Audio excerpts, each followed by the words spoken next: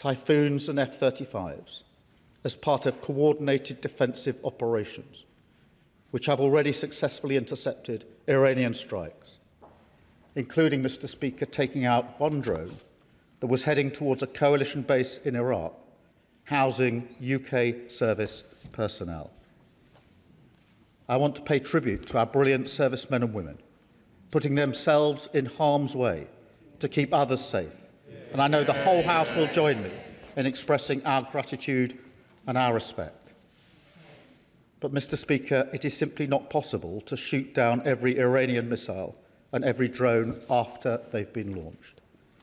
The only way to stop the threat is to destroy the missiles at source, in their storage depots or at the launchers. The US requested permission to use British bases for that specific and limited defensive purpose because they have the capabilities to do so. Yesterday evening, we took the decision to accept that new request in order to prevent Iran firing missiles across the region, killing innocent civilians, putting British lives at risk, and hitting countries that have not been involved. To be clear, the use of British bases is limited to the agreed defensive purposes.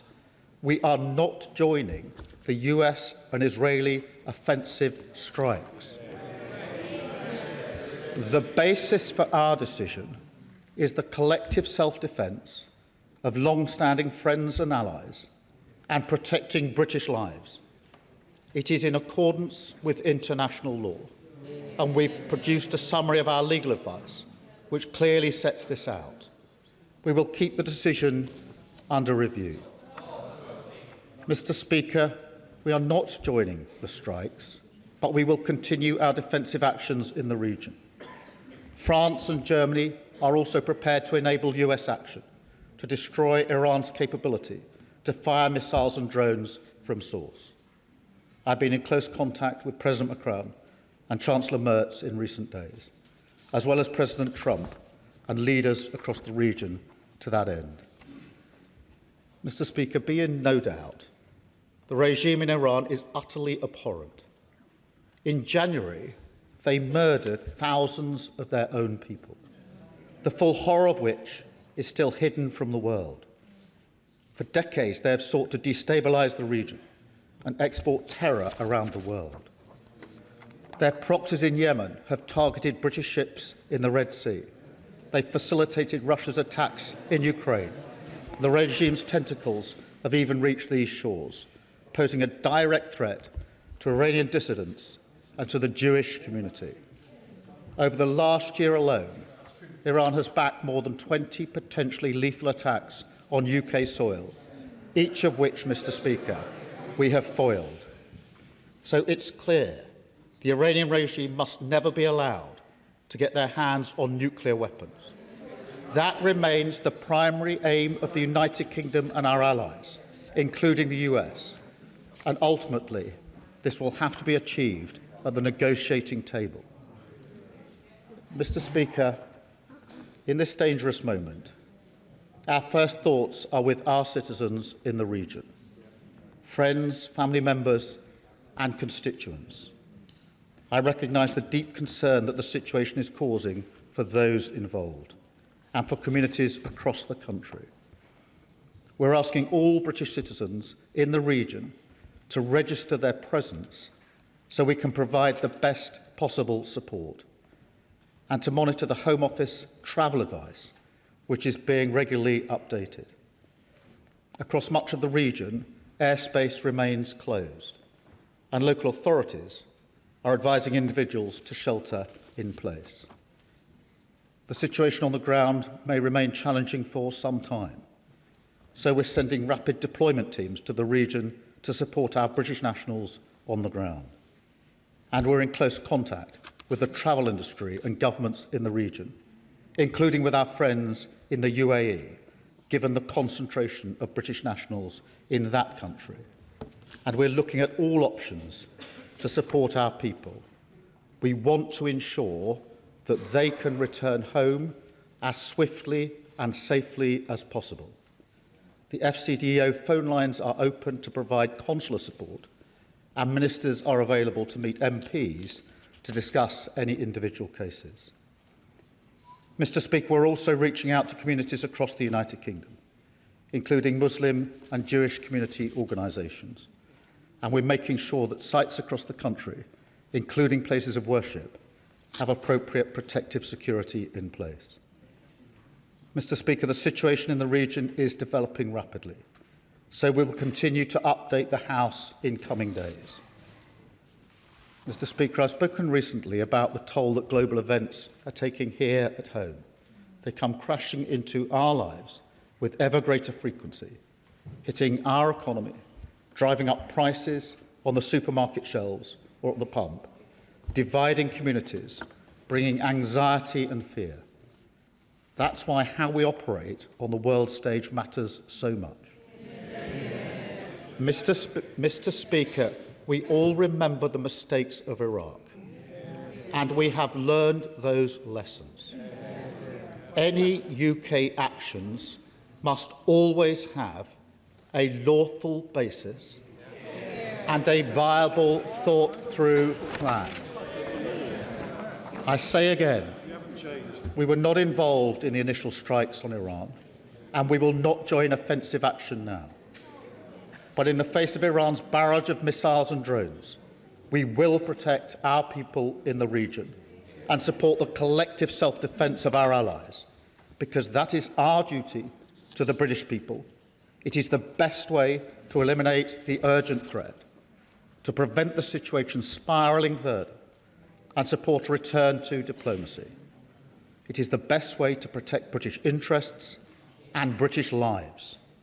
That is what this government is doing, and I commend this statement to the House. Leader of the Opposition, Kemi Bednall. Thank you, Mr. Speaker. And can I thank the Prime Minister for advance sight of his statement and for the security briefing I received earlier. This is a defining moment for the people of Iran, the wider Middle East and the world order. I know that hundreds of thousands of British people still in the region, many sheltering from drone attacks, are fearful about making it home. I agree with the Prime Minister that everyone in the region should follow FCDO advice and register their presence with the British Embassy. Can the Prime Minister confirm whether he is making contingency plans for a potential evacuation of UK citizens and what stage the operational planning is at? Let me also, Mr. Speaker, pay tribute to our brave service personnel stationed in British bases in the region. I know that this will be an anxious time for them and their families. They all have our support. Mr. Speaker, we stand in solidarity with our allies, including Bahrain, the UAE, Saudi Arabia, Kuwait, who, along with others, have been on the receiving end of unprovoked aggression. On Saturday, our allies, the United States and Israel, took targeted action against the Iranian regime, a regime which for decades has been brutally repressing its own citizens, whose leader had the blood of hundreds of thousands of Iranians on his hands and of countless others around the world killed by Iranian proxies. This regime is the world's foremost sponsor of international terrorism. It seeks to annihilate the world's only Jewish state. It has said so repeatedly, and we should take despots at their word. It is a regime whose apparatchiks chant death to Britain. It has attacked British nationals and conducted multiple plots on British soil, as the head of MI5 has warned.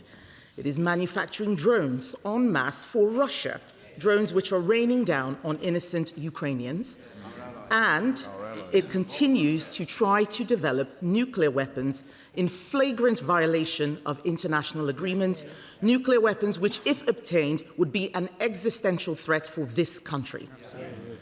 The outcome of Ayatollah Khamenei's death will, we hope, be a safer Middle East and a safer world, with the future of Iran back in the hands of the Iranian people.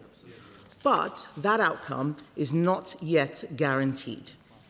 On Saturday, our allies in Canada and Australia immediately backed the action taken by America against this despotic regime in Tehran. And I have made it very clear that the Conservative Party also stands behind America taking this necessary action against state-sponsored terror. But over the weekend, statements from the government and the Prime Minister provided no such clarity.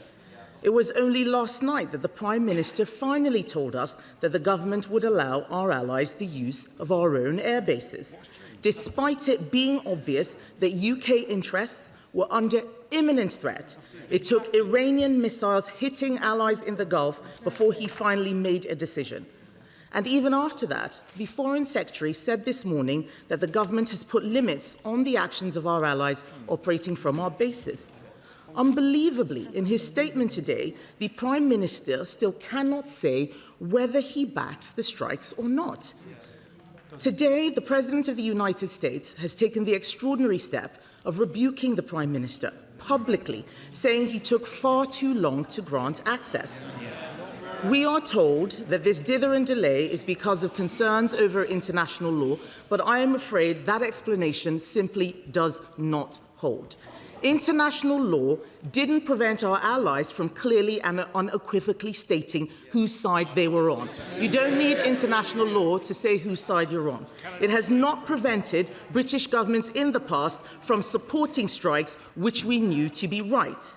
As the Shadow Attorney General has said, if the doctrines of international law are unable to restrain Iranian terrorism and mass murder, if they tie the hands of democracies while forcing us to stand and watch Iranian atrocities, international law will have failed. It will have become a fundamentally immoral system of law. Why is it that under this Prime Minister, international law always seems to be at odds with our national interest? Why is it that we are giving away? Why is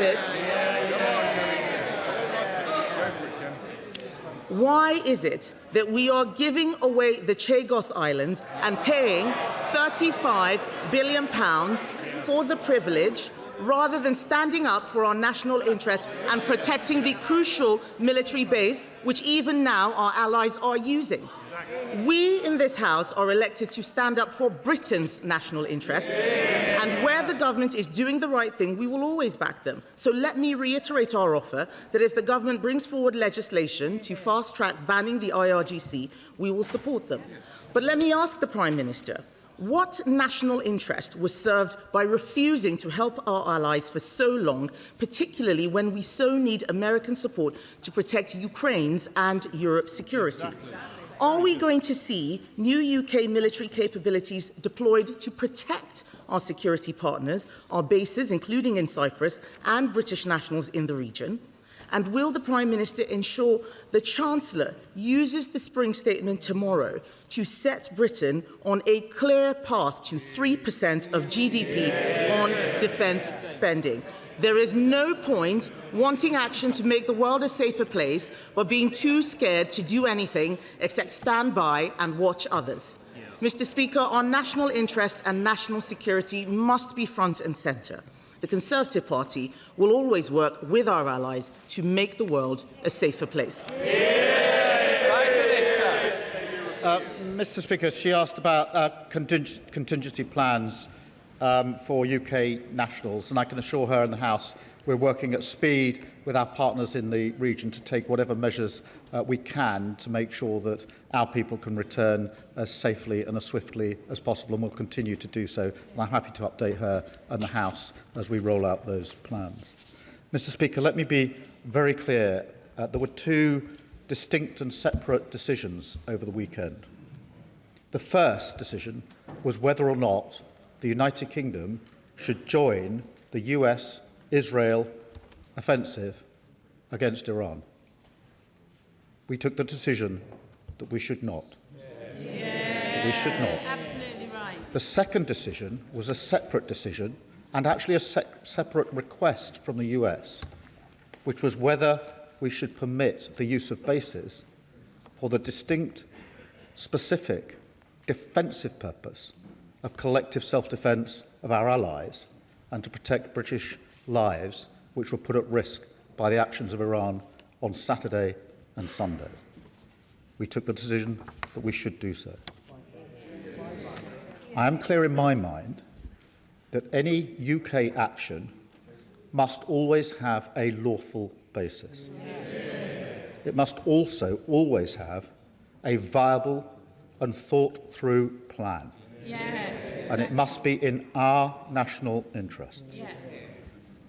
The Leader of the Opposition, I think, is saying she would have joined the initial strikes whether they were lawful or not.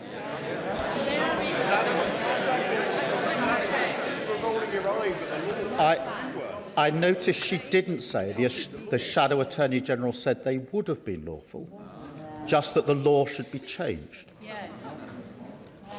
And I think she said they would have joined the initial strikes without regard to whether they had a plan. She was very critical of us not joining sooner. Therefore, it's impossible to have that position without arguing that we should and we could have joined. I fundamentally disagree.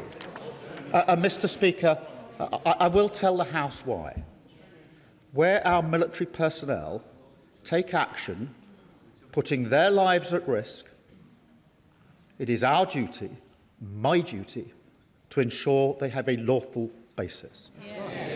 On Saturday, we deployed UK pilots into the sky in the region, and they've been working there ever since. They deserve to know that their actions are lawful and there is a viable, thought-through plan.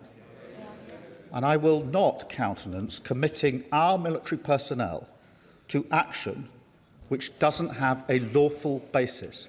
That is not a fair thing to do to our serving personnel. And no UK Prime Minister has ever committed our personnel to action unless it's got a proper lawful basis. In this select committee, Dame Emily Thornbury. Thank you very much, Mr. Speaker. Although the attack on Iran by the US and Israel was ill-advised, ill-judged and illegal, it is absolutely no excuse for the Iranians to recklessly bombard its Gulf neighbours. I'd like to ask the Prime Minister, is he in a position to give us more details on what we're doing with our Ukrainian friends to support the collective self-defence of Arab nations against the Iranian Shahed drones that are causing so much damage in Ukraine and now in the Gulf? Can I thank her for that question, because it is an important question. Ukraine, sadly, has more expertise than anyone in dealing with drones, and that's why we're putting their expertise and our expertise together and using it to help our allies in the region as they struggle with drones as we speak.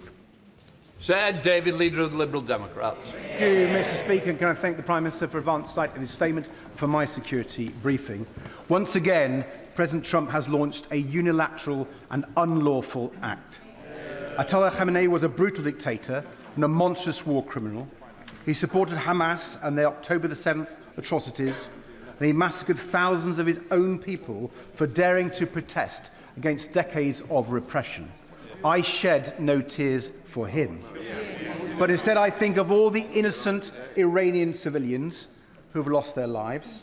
I think of the US service personnel killed in action, our allies and partners in the region who are being outrageously targeted by Iran, and our British bases which have already faced attack. They did not choose this war. Donald Trump did, and he will bear responsibility for it. We have seen before what happens when an American president launches an illegal war with no idea how or when it is going to end, and we fear for what comes next. So in discussions with the White House, has the Prime Minister demanded to find out what Trump's plan is for what comes next?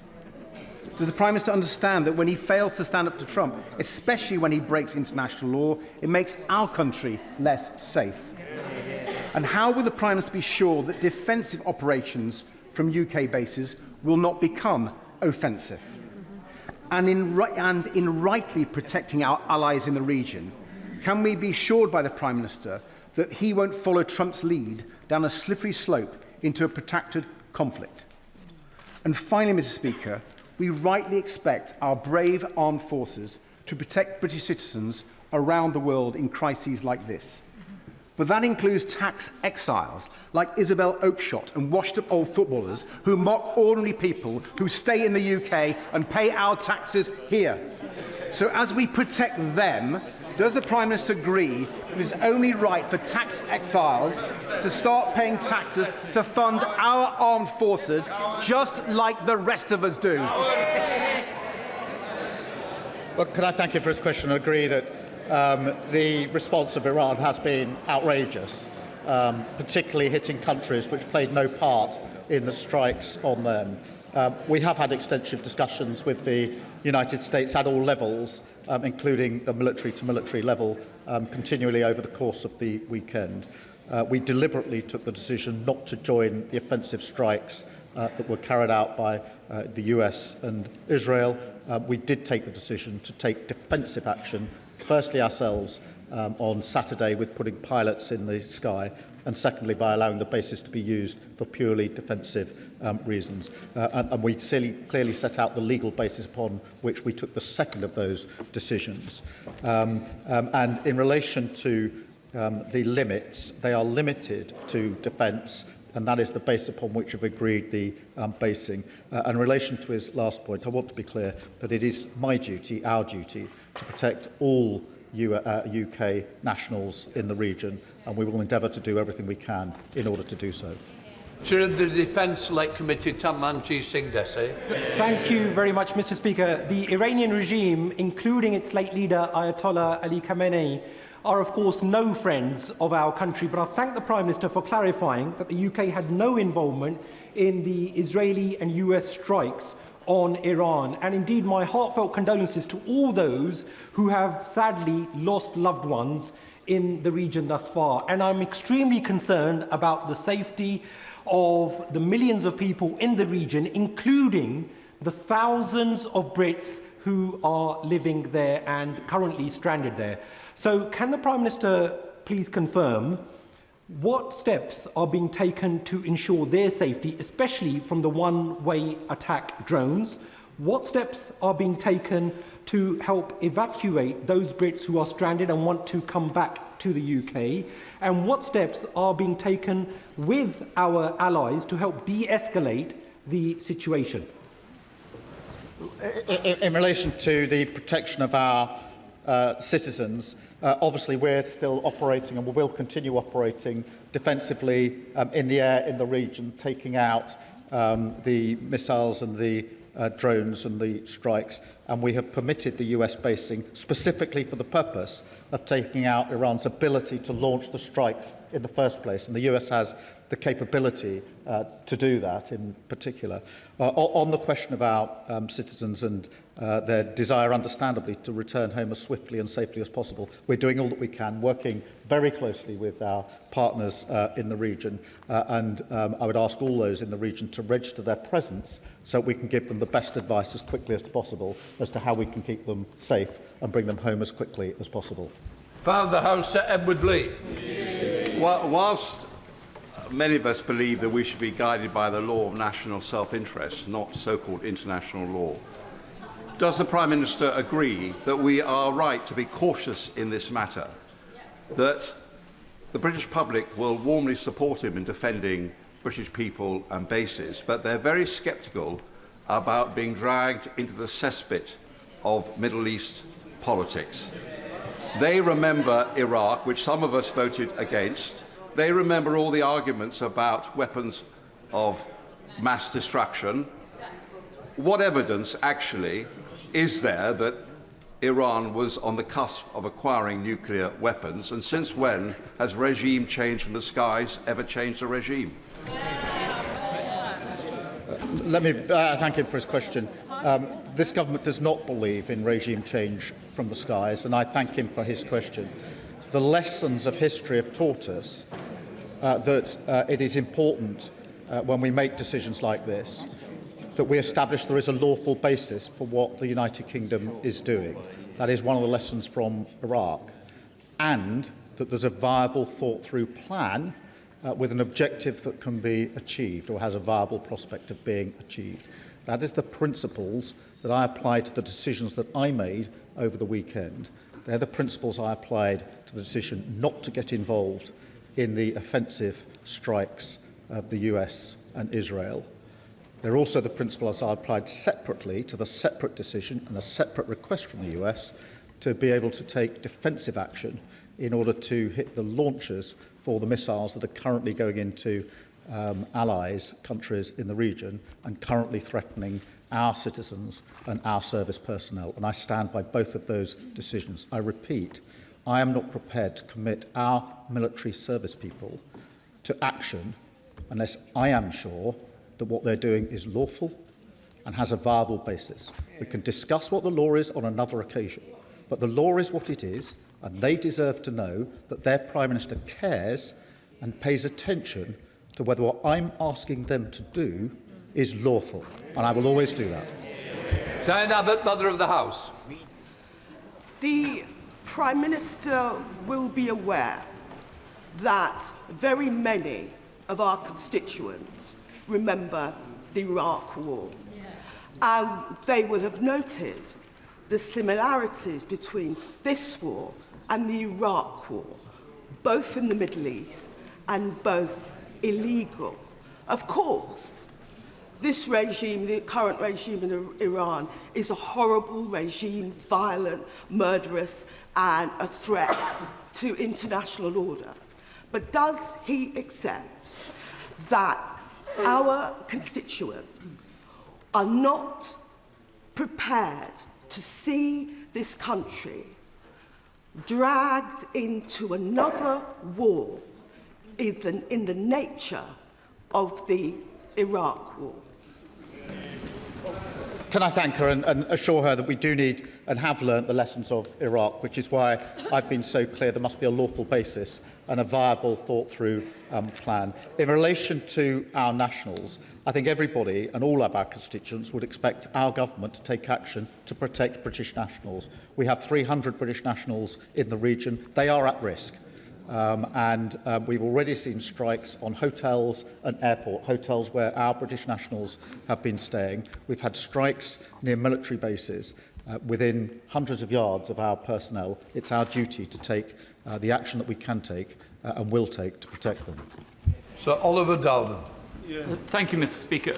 Given that the Prime Minister has outlined that the Iranians attacked a United Kingdom sovereign base at Aquateri, why does that not form the basis for legal military action against the Iranians, not just hosting US forces on our bases, but taking direct action at source against the launch of such missiles, as we did in relation to the Iranian proxies, the Houthis, in previous conflicts that he supported?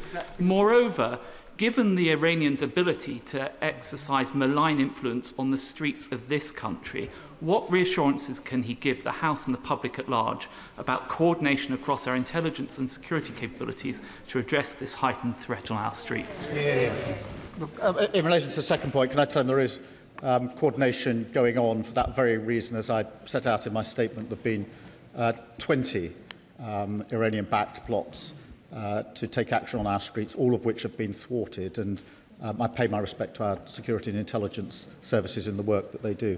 In relation to the point he makes, there were two separate decisions made over the weekend. We are in the sky taking action defensively on our allies. Among the reasons we agreed to the request from the US yesterday is because they have the capability to take the missile launchers out in Iran, and that is why we gave them the permission to use our bases in order to reduce the threat to our citizens. Thank you, Mr. Speaker. The Prime Minister has spoken about possibly repatriating British citizens in the region. Can he tell us whether this will be through the MOD, and if so, who will foot the bill? Will it be the MOD, the Treasury, or those who are being repatriated? We're working across all departments in relation to repatriation, and at the moment we're simply focused on working with our allies to get a plan together to get people out in the first place and to do it as quickly, safely as possible. And there's no intention to charge people for that. Sir Andrew Mitchell. Thank you, Mr. Speaker. The Prime Minister's reaction at the end of last week appeared to many to be both anemic and disappointing and at variance with the other Five Eyes nations. Yeah. Will he read the analysis of the shadow attorney, the noble and learned KC Lord Wolfson, which shows not only that British active engagement and support is within international law, but that those who seek to use international law to constrain us in these circumstances have the effect of leaving tyrants and murderers in place to continue perpetrating their vile deeds with impunity? Excellent. Mr. Speaker, we obviously coordinate with our Five Eyes partners. We were dealing with a specific request to take action, and that was important that we applied the principles that actually have been applied by successive governments, which is to ask the question and get legal advice on the question, is there a lawful basis for what is proposed, and does it have a viable, thought-through plan? It's not a legal question, it's about exposing our military personnel to action that risks their lives, making sure that it is lawful before we ask them to do that. I think that is the duty of the Prime Ministers, and previous Prime Ministers have taken exactly the same approach. I will, of course, read the Shadow Attorney's advice, but I'm very clear in the advice that I received, and I will not commit our military personnel to unlawful action. That is not what they would expect and deserve. They are entitled to better than that. Donald. As others have mentioned, from Iraq to Afghanistan to Libya, I think many of us know the way this goes. And there are responsibilities on all of our shoulders. And the Prime Minister is right, there needs to be a plan. Has the US President shared with him or consulted with him on what the plan is? Because from our experience we know it's easy for politicians to start the war and fire the weapons.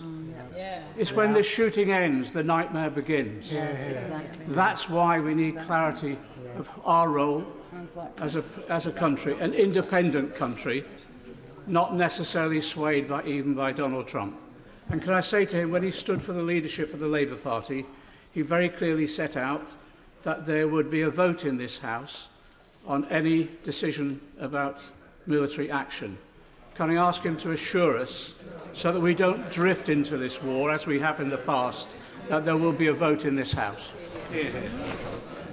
Can I thank him? And he's right to urge caution. History teaches us that, and that is why it's important not only that there's a lawful basis, but there is a plan that is viable and thought through. And obviously, we've had discussions at all levels with the US in relation to that. In relation to the decision I took yesterday, I'm very clear what the lawful basis is and what the plan in relation to the protection of our nationals is. On the question he raises about a vote, that is, of course, a vote on offensive action deploying our troops or military, and that is not this situation. Carmichael. You will recall that in 2003, this House voted to support George Bush's war in Iraq, and that 10 years later then we voted against supporting Barack Obama's intervention in Syria. I believed and still believe that on both occasions we made the wrong decision, but it was of critical importance for the political and even the social cohesion of this country that these should be decisions made in this chamber. Mr. Speaker, the people of the United Kingdom will not support an intervention that does not have a clear objective and a clear plan for post-conflict period. Will the Prime Minister be guided by these principles, and will he ensure that this House is given its place in whatever is handed to us in the weeks and months to come? Well, of course, this House must hold accountability and debate on this issue. But just in relation to the vote, there is no convention for a vote in relation to defensive action, only offensive action. and nor could there be, realistically. Defensive action has to be taken at very swift notice. On Saturday morning, I had to take the decision to deploy our pilots to the sky in order to defend our UK nationals. There is no way we could have waited for a debate or vote in the House. Equally, last night I had to take a decision about the deployment and use of bases, and to do that when it was important to do it as a matter of some urgency. But I agree with him, there must be a full debate in the House, but actually the vote in the House is in relation to deployment of military personnel for offensive action, and that is something I have advocated. Abdusam Mohammed. Mr. Speaker, I have constituents and family in the region, all terrified about what may come next. The world is infinitely a more dangerous place today than it was last week. Trump and Netanyahu chose to throw away diplomacy and launch a direct attack on Iran, an attack which, as the Prime Minister has said, can never be justified under international law. Equally, Iran's indiscriminate attacks on airports and hotels across the Gulf are also flagrant violations of sovereignty and clear breaches of international law. Does the Prime Minister recognise that this regime change attempt, like so many others before it, will only result in years of instability and conflict in the region? And what assurances can the Prime Minister give that the UK's involvement will remain in defence and will not turn into full-scale military involvement as we saw in Iraq and Afghanistan and Libya? Can I thank her for her question and be absolutely clear about the basis upon which the request was acceded to yesterday? It was the collective self-defence of our allies and the protection of British nationals. That remains the case. If it changes, I'll of course make a different decision and inform the House, and therefore she can rest assured that that's the basis of the action that we've taken and will remain the basis of the action that we've taken. Sir Jeremy Hunt. Thank you, Mr. Speaker. British influence in the Middle East is directly linked to the strength of our military and our willingness to use it. When he took office, the Prime Minister rightly increased defence spending, but that sum is now widely thought to be too little and taking too long.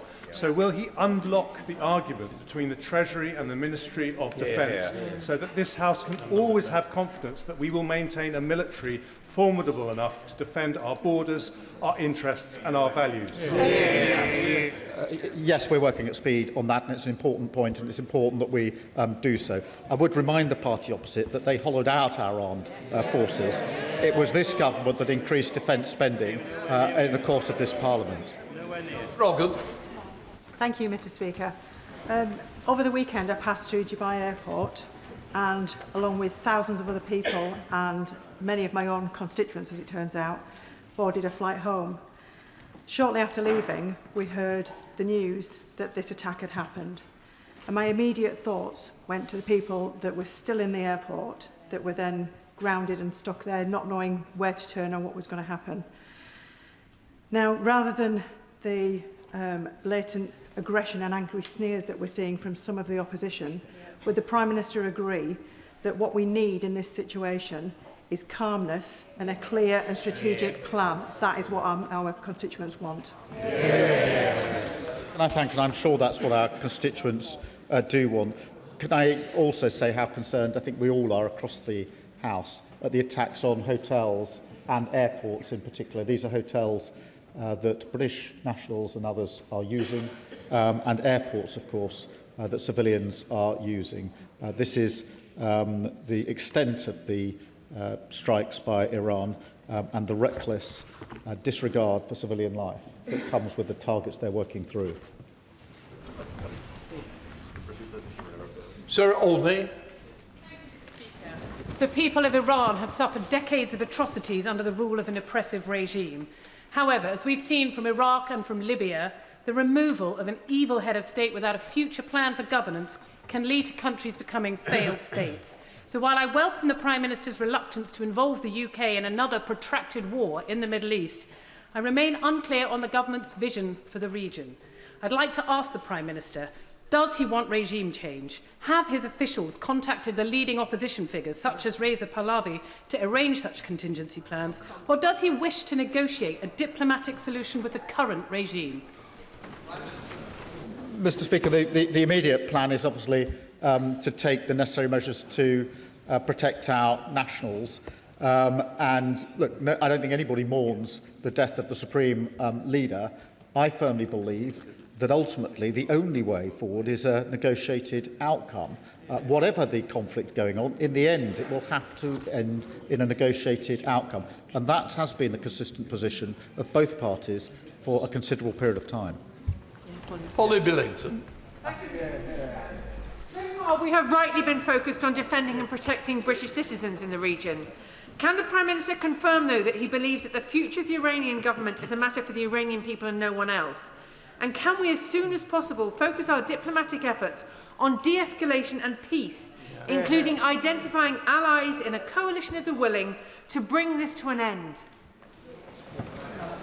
Can I strongly agree with her that the future for Iran is for the Iranian people, and we must absolutely establish that as a founding principle, and that it is our duty to de-escalate in the region and globally. And of course, it's really important that we're acting with our allies, and that's why I was talking to both the Germans and the French over the course of the weekend on a number of occasions. Thank you, Mr. Speaker. For those of us who were ready to go into Iraq just over 20 years ago, the comparisons between this and that vote are absolutely zero. The reality is nobody is talking about ground troops, nobody is talking about a land invasion. What we're talking about here is striking those targets that are targeting our friends and allies. Now, in the last few hours, we know of over 500 rockets that have struck the United Arab Emirates, and no doubt many have struck bases around the area.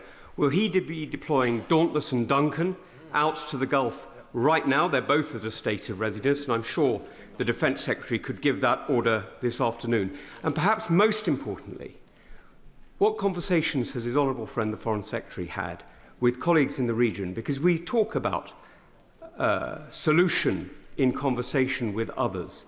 But frankly, at the moment, it looks like there will be conversation with nobody, because these events will be happening without us having any part in them. Thank you for his question. Nobody is making the comparison with Iraq. There is a question of drawing the lessons from Iraq. And the lessons I draw is that there must be a lawful basis for the action that we take, and there must be a viable plan. On the question of the operational matters, I won't go into that across the dispatch box. As for his point about the Foreign Secretary, at all levels, including the Foreign Secretary, we've been talking intensively to our allies over the last few days, intensively. And they've been extremely grateful for what we've done and the way in which we have engaged. I've spoken personally to all the leaders in the region, so I'm not sure what point he's making about us not being involved. They are very grateful for the way that we've involved, and the Foreign Secretary and the Defence Secretary have worked round the clock in the last few days to ensure that all the necessary conversations are had, as he would expect, and I think he probably knows has been happening. Thank you, Mr. Speaker. Can I thank the Prime Minister for setting out clearly the reasons why Britain did not join the US and Israel's attacks on Iran? Can I also thank him for ensuring the defence of Britain's Gulf partners and protecting the 300,000 Britons in the region? I agree with him that a negotiated settlement and diplomacy is the best path to peace. Can the Prime Minister outline the role Britain is playing to ensure that the Iranian people are listened to so that they have peace and security ahead, not more war and chaos, not another murderous Iranian regime, and not another US-imposed regime change? Well, I thank her for her question, and we've been very, very clear in relation to the future of Iran, that it must be for the Iranian people, and that in the end, the question of nuclear weapons will have to be negotiated, and so we will also always ultimately have to get to that point. Stephen Gaffin. Mr. Speaker, the Prime Minister will understand why the ghosts of Iraq do hang heavy over this chamber at times like this. And on that basis, does he agree with me that the best tribute to the murderers in Tehran and the Iranian regime is a maintenance of an international rules-based system? And more than that, we owe it to the people across the region to learn from the instability that we had in the aftermath of Iraq. And on that basis, will he tell us what is the long-term viable plan? Thank you for his question, and we do need to learn the lessons of history, and that's why a rules-based system is important. It's also the rules-based system that allows us to make arrangements to get our citizens home. and to take other matters in conjunction with other countries. And in relation to the plan on the basis of the decision I took last night, that is to take the necessary measures to protect British nationals, and we're clear that in the end there has to be de-escalation and a return to negotiation. Alex Ballinger. Mr Speaker, and can I thank the PM for his restraint in this operation so far and not heeding the calls from the Leader of the Opposition to get us embroiled in the reckless US and Israeli strikes on Iran. I still remember interventions in the region, colleagues not returning from Afghanistan, friends who were shot down and tortured over Iraq, and the massive destruction that we've seen to civilians. So will the Prime Minister commit to limiting UK personnel to defensive operations to protect our citizens and our allies and not get us further embroiled in this unwise and dangerous war? Yes, I can, and I can absolutely assure him and the House that there will always be a lawful basis for any actions that we take, and there must be a viable plan for it. Rebecca Smith. Speaker, over the weekend I heard from families in my constituency whose loved ones, also my constituents, are amongst the 300 service personnel in Bahrain who are within metres of the Iranian missile strike.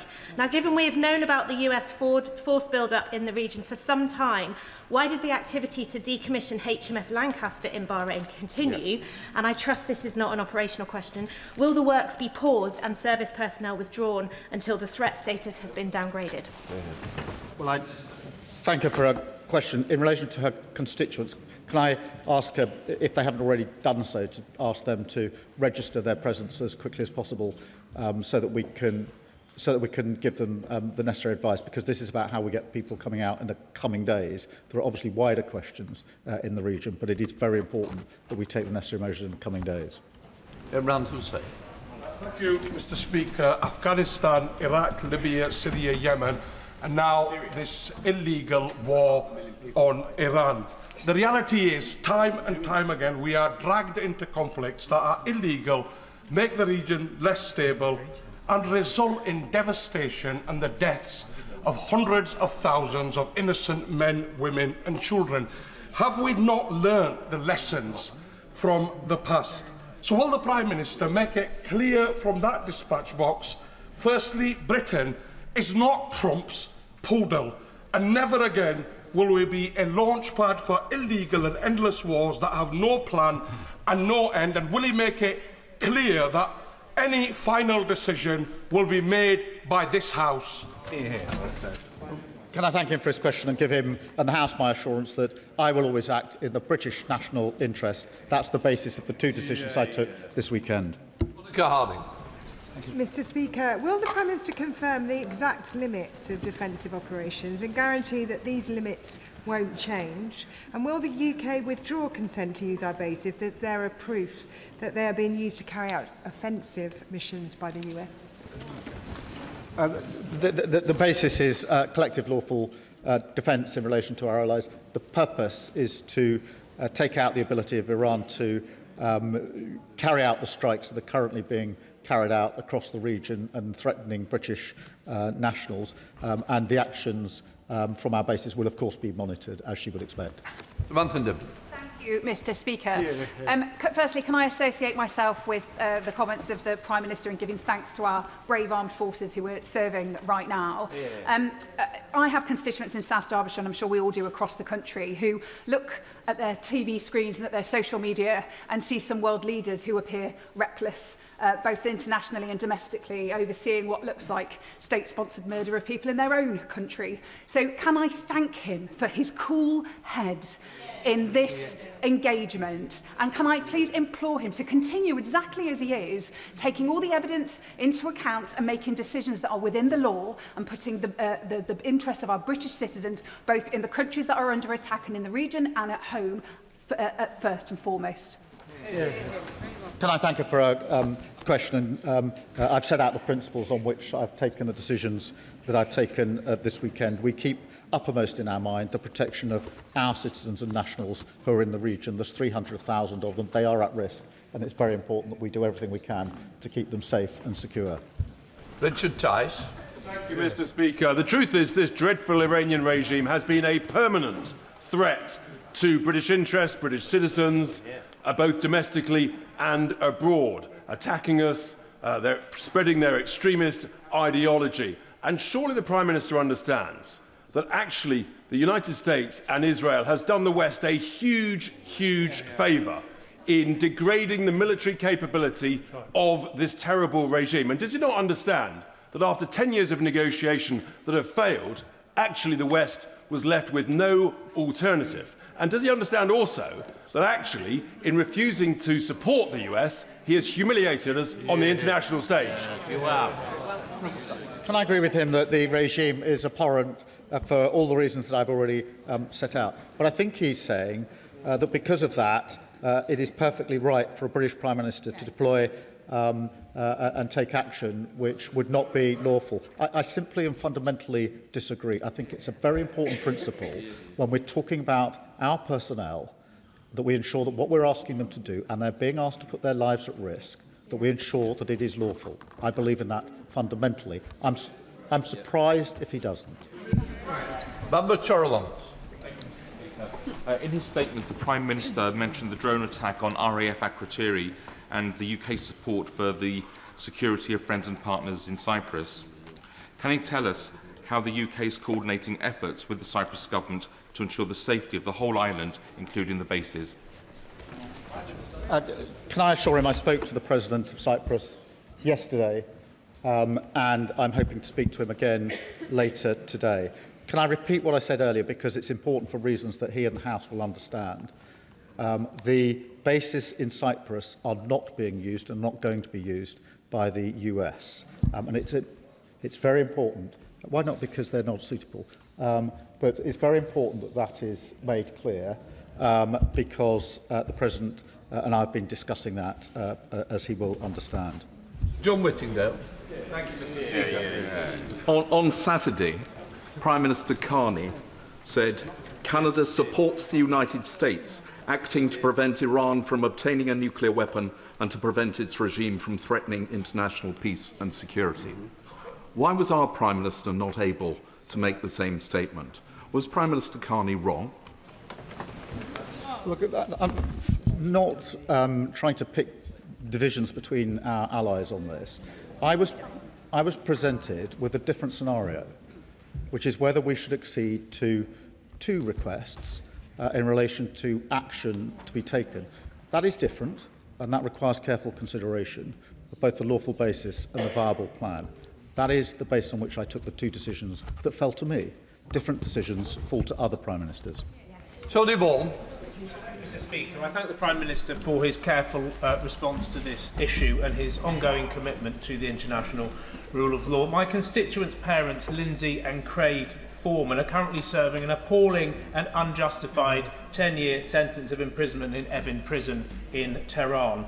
Other governments have given detailed instructions to their nationals as to what to do if Evin's prison gates were to open and order breaks down. So first of all, will the Prime Minister confirm that a plan covering that situation will be communicated to them to ensure their safety? And secondly, has the government impressed upon the US and Israel the importance of not targeting Evin prison as Israel did last year, given that the lives of 2 British citizens are at stake? Well, can I thank him for raising this case and assure him that we have been and will continue to take all necessary action to safeguard their interests in relation to this case. Dr. Ross-Savin. Thank you, Mr. Speaker. RAF Fairford is in my constituency of the South Cotswolds. The government has now authorised the US Air Force to use RAF Fairford for defensive operations.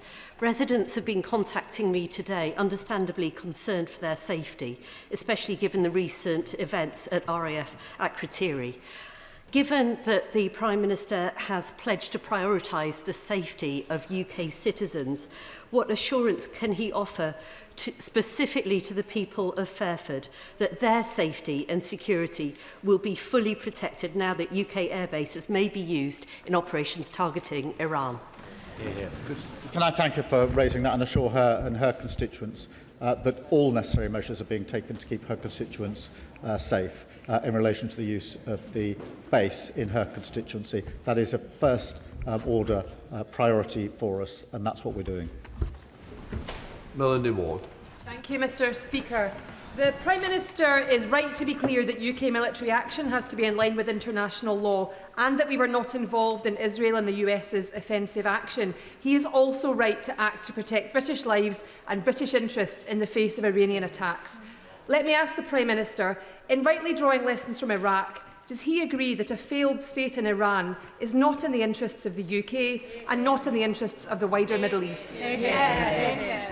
I mean, we do have to learn the lessons, and collapsing and failed states have historically proved to be worse, so we do have to be careful. Sir Julian Lewis. If a missile battery in Iran was continuing to target British bases, would an airstrike against it be offensive or defensive? Mr. Speaker, I think I've made clear the base of this. The second decision, we have authorised the US to use our bases in order to take out the ability of Iran to make those strikes. That is legal because it's a collective self-defence. Sir Zan Joseph. Mr. Speaker, Iran's reckless attacks have fuelled further regional instability, putting British peoples at risk, along with our allies across the region. The attacks have naturally caused concern about what they mean for our own national security due to the rising oil prices, the cost of living. Does the Prime Minister agree with me that the UK continue to act decisively in our own national interest, including how these conflicts can impact every household in our country? Can I thank him for that question?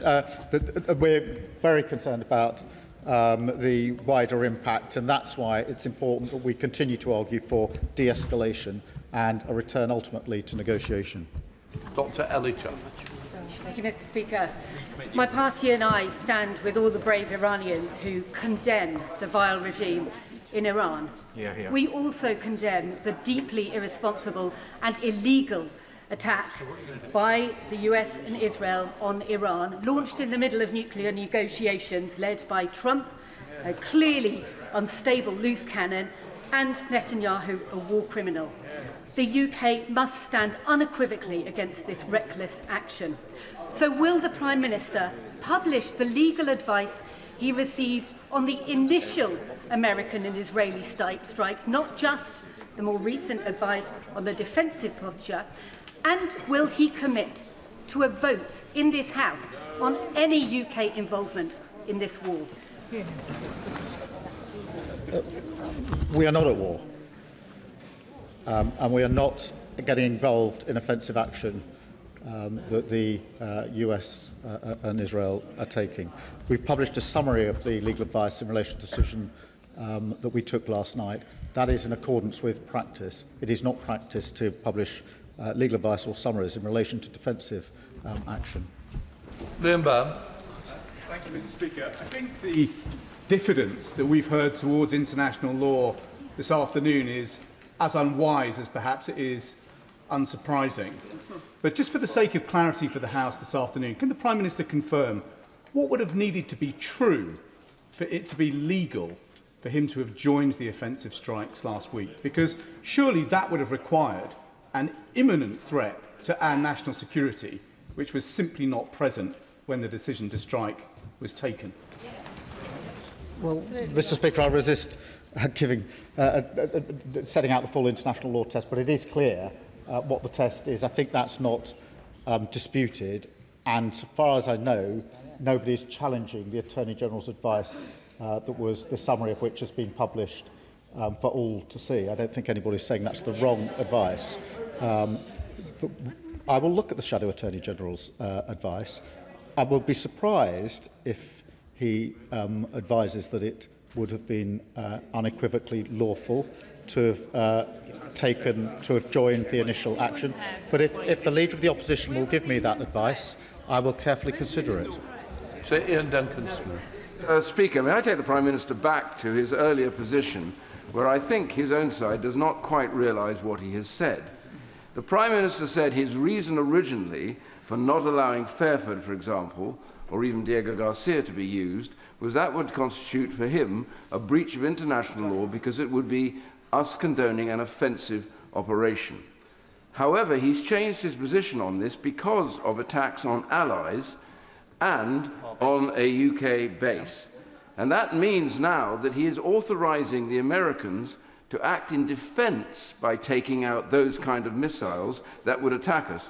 Surely that now means that the UK armed forces, in this case the Royal Air Force, could now be used by the government in no breach of international law in a defensive action to take out those missiles as well. There are two separate considerations, obviously. The first is the decision to whether to join the US and Israel in the first place, and the second was the decision we took last night. We started taking defensive action on Saturday by deploying our pilots to the skies in the region. So we'd already taken that action. We added to that defensive action last night by permitting the US to use our bases to strike at the capability of Iran to issue the strikes in the first place. David Taylor. Thank you, Mr. Speaker.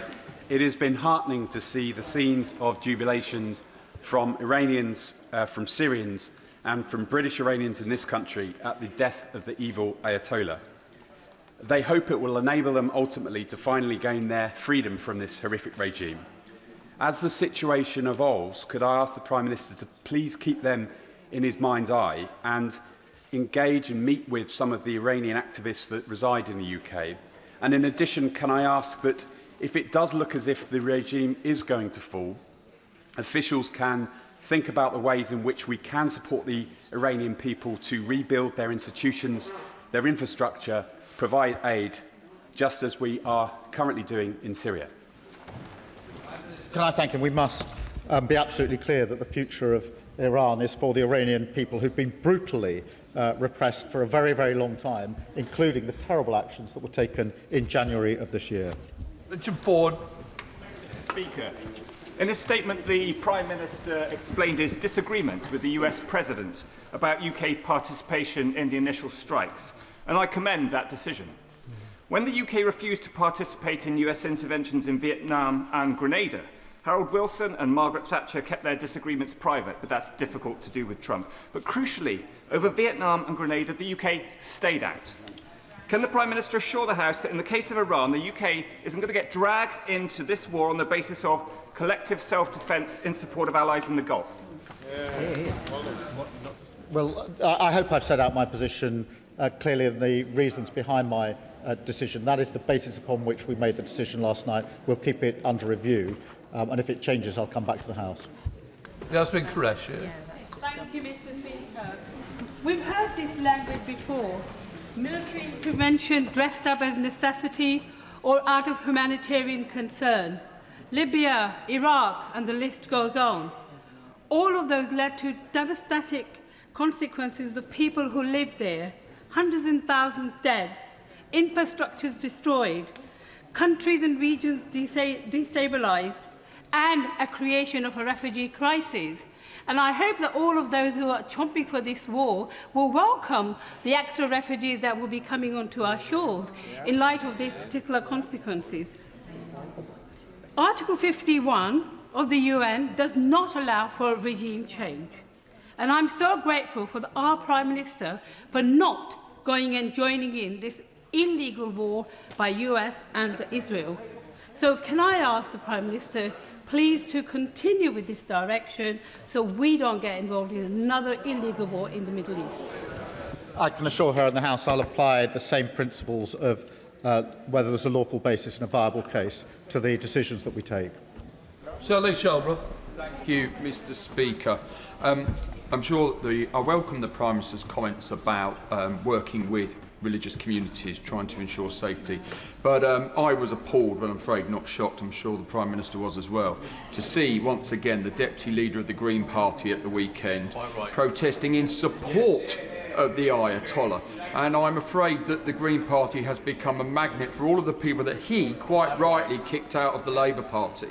And the hatred and the fear that runs through Leeds now, being whipped up at times by Councillor Mothin, is a disgrace, and West Yorkshire Police have begged Leeds City Council at times to have a named person to hire spaces which Leeds City Council run.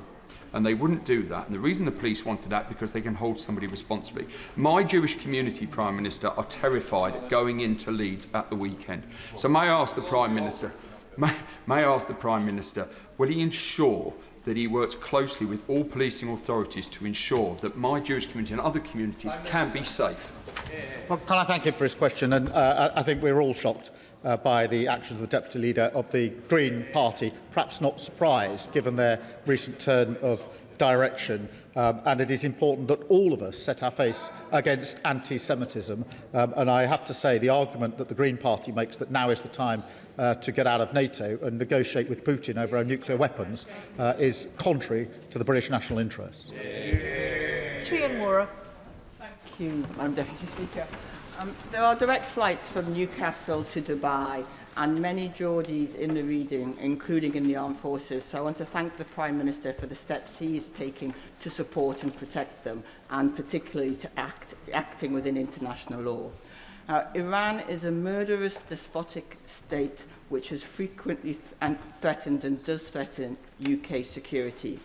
But the sight of bombs raining down across the Gulf will not make my constituents feel more secure, especially when the impact on democracy and human rights in the region, and indeed the Iranian regime itself, is, to put it mildly, unclear. So what steps is the Prime Minister taking to bring this conflict, to help bring this conflict to an end and restore some semblance of security in the region?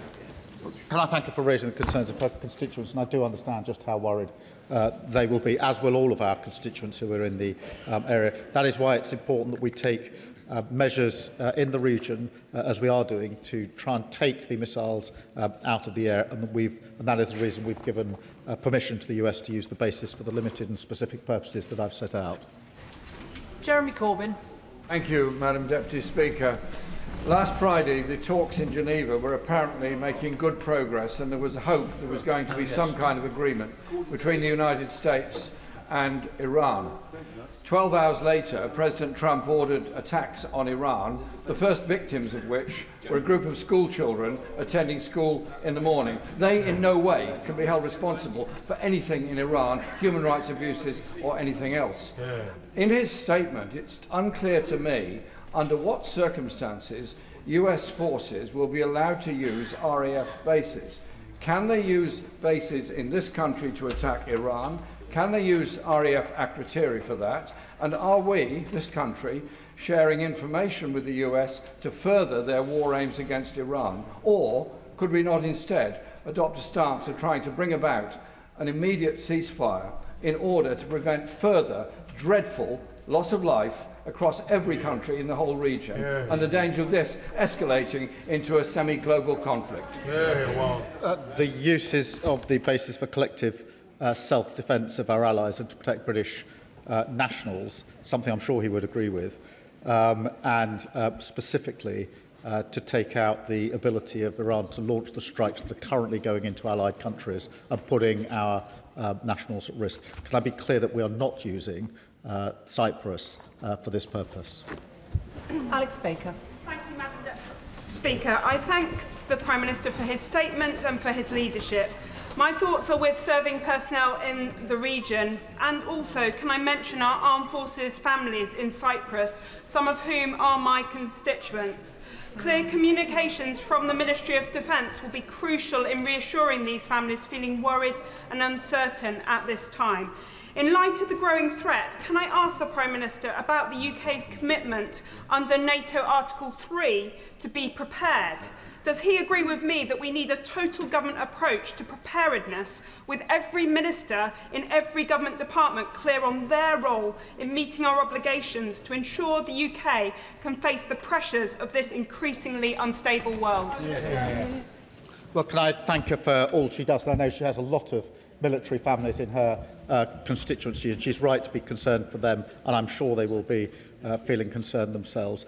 We will ensure that we're liaising very closely with them wherever they are in the region to ensure that we do all we can to protect them and, of course, thank them for what they're doing. On the wider point she makes, it is important that the whole of government is committed to defence and security of the United Kingdom. Dr Andrew Murison. Deputy Speaker, the Prime Minister happily says that he has learnt the lessons of Iraq, a misadventure that his party is responsible for. Would he agree with me that the lesson of Iraq is you do not use lethal force unless there's good evidence that you should do so, and in particular that there is a threat to the interest of this country, which there was not? And would he compare and contrast that with the situation that applies to what has happened over the weekend, when our friends and allies took preemptive action against a feral state that had enriched uranium to 60%, that posed a clear and present danger to ourselves, our interests and our allies? Well, I thank him for his question, and it is important that we all learn the lessons of Iraq, and there needs to be a lawful basis for action if it's taken, and there needs to be a viable case. John Grady. And I refer the House to the Register of Interests and the fact that I'm chair of the Qatar APPG. I thank the Prime Minister for his emphasis on compliance with the law. May I ask the Prime Minister, what discussions has the government held with the government of Qatar and other regional allies about cooperation to ensure the safety, security and support to British nationals, and what joint measures have been agreed to assist British nationals in the region? Prime Minister. Can I assure them that I've spoken to all of the leaders across the region in person on the telephone in the course of this weekend, and the Foreign Secretary and Defence Secretary and others have been liaising very, very closely to ensure we can take the best, swiftest and most effective action to protect our nationals. Mike Martin. Thank you, Madam Deputy Speaker.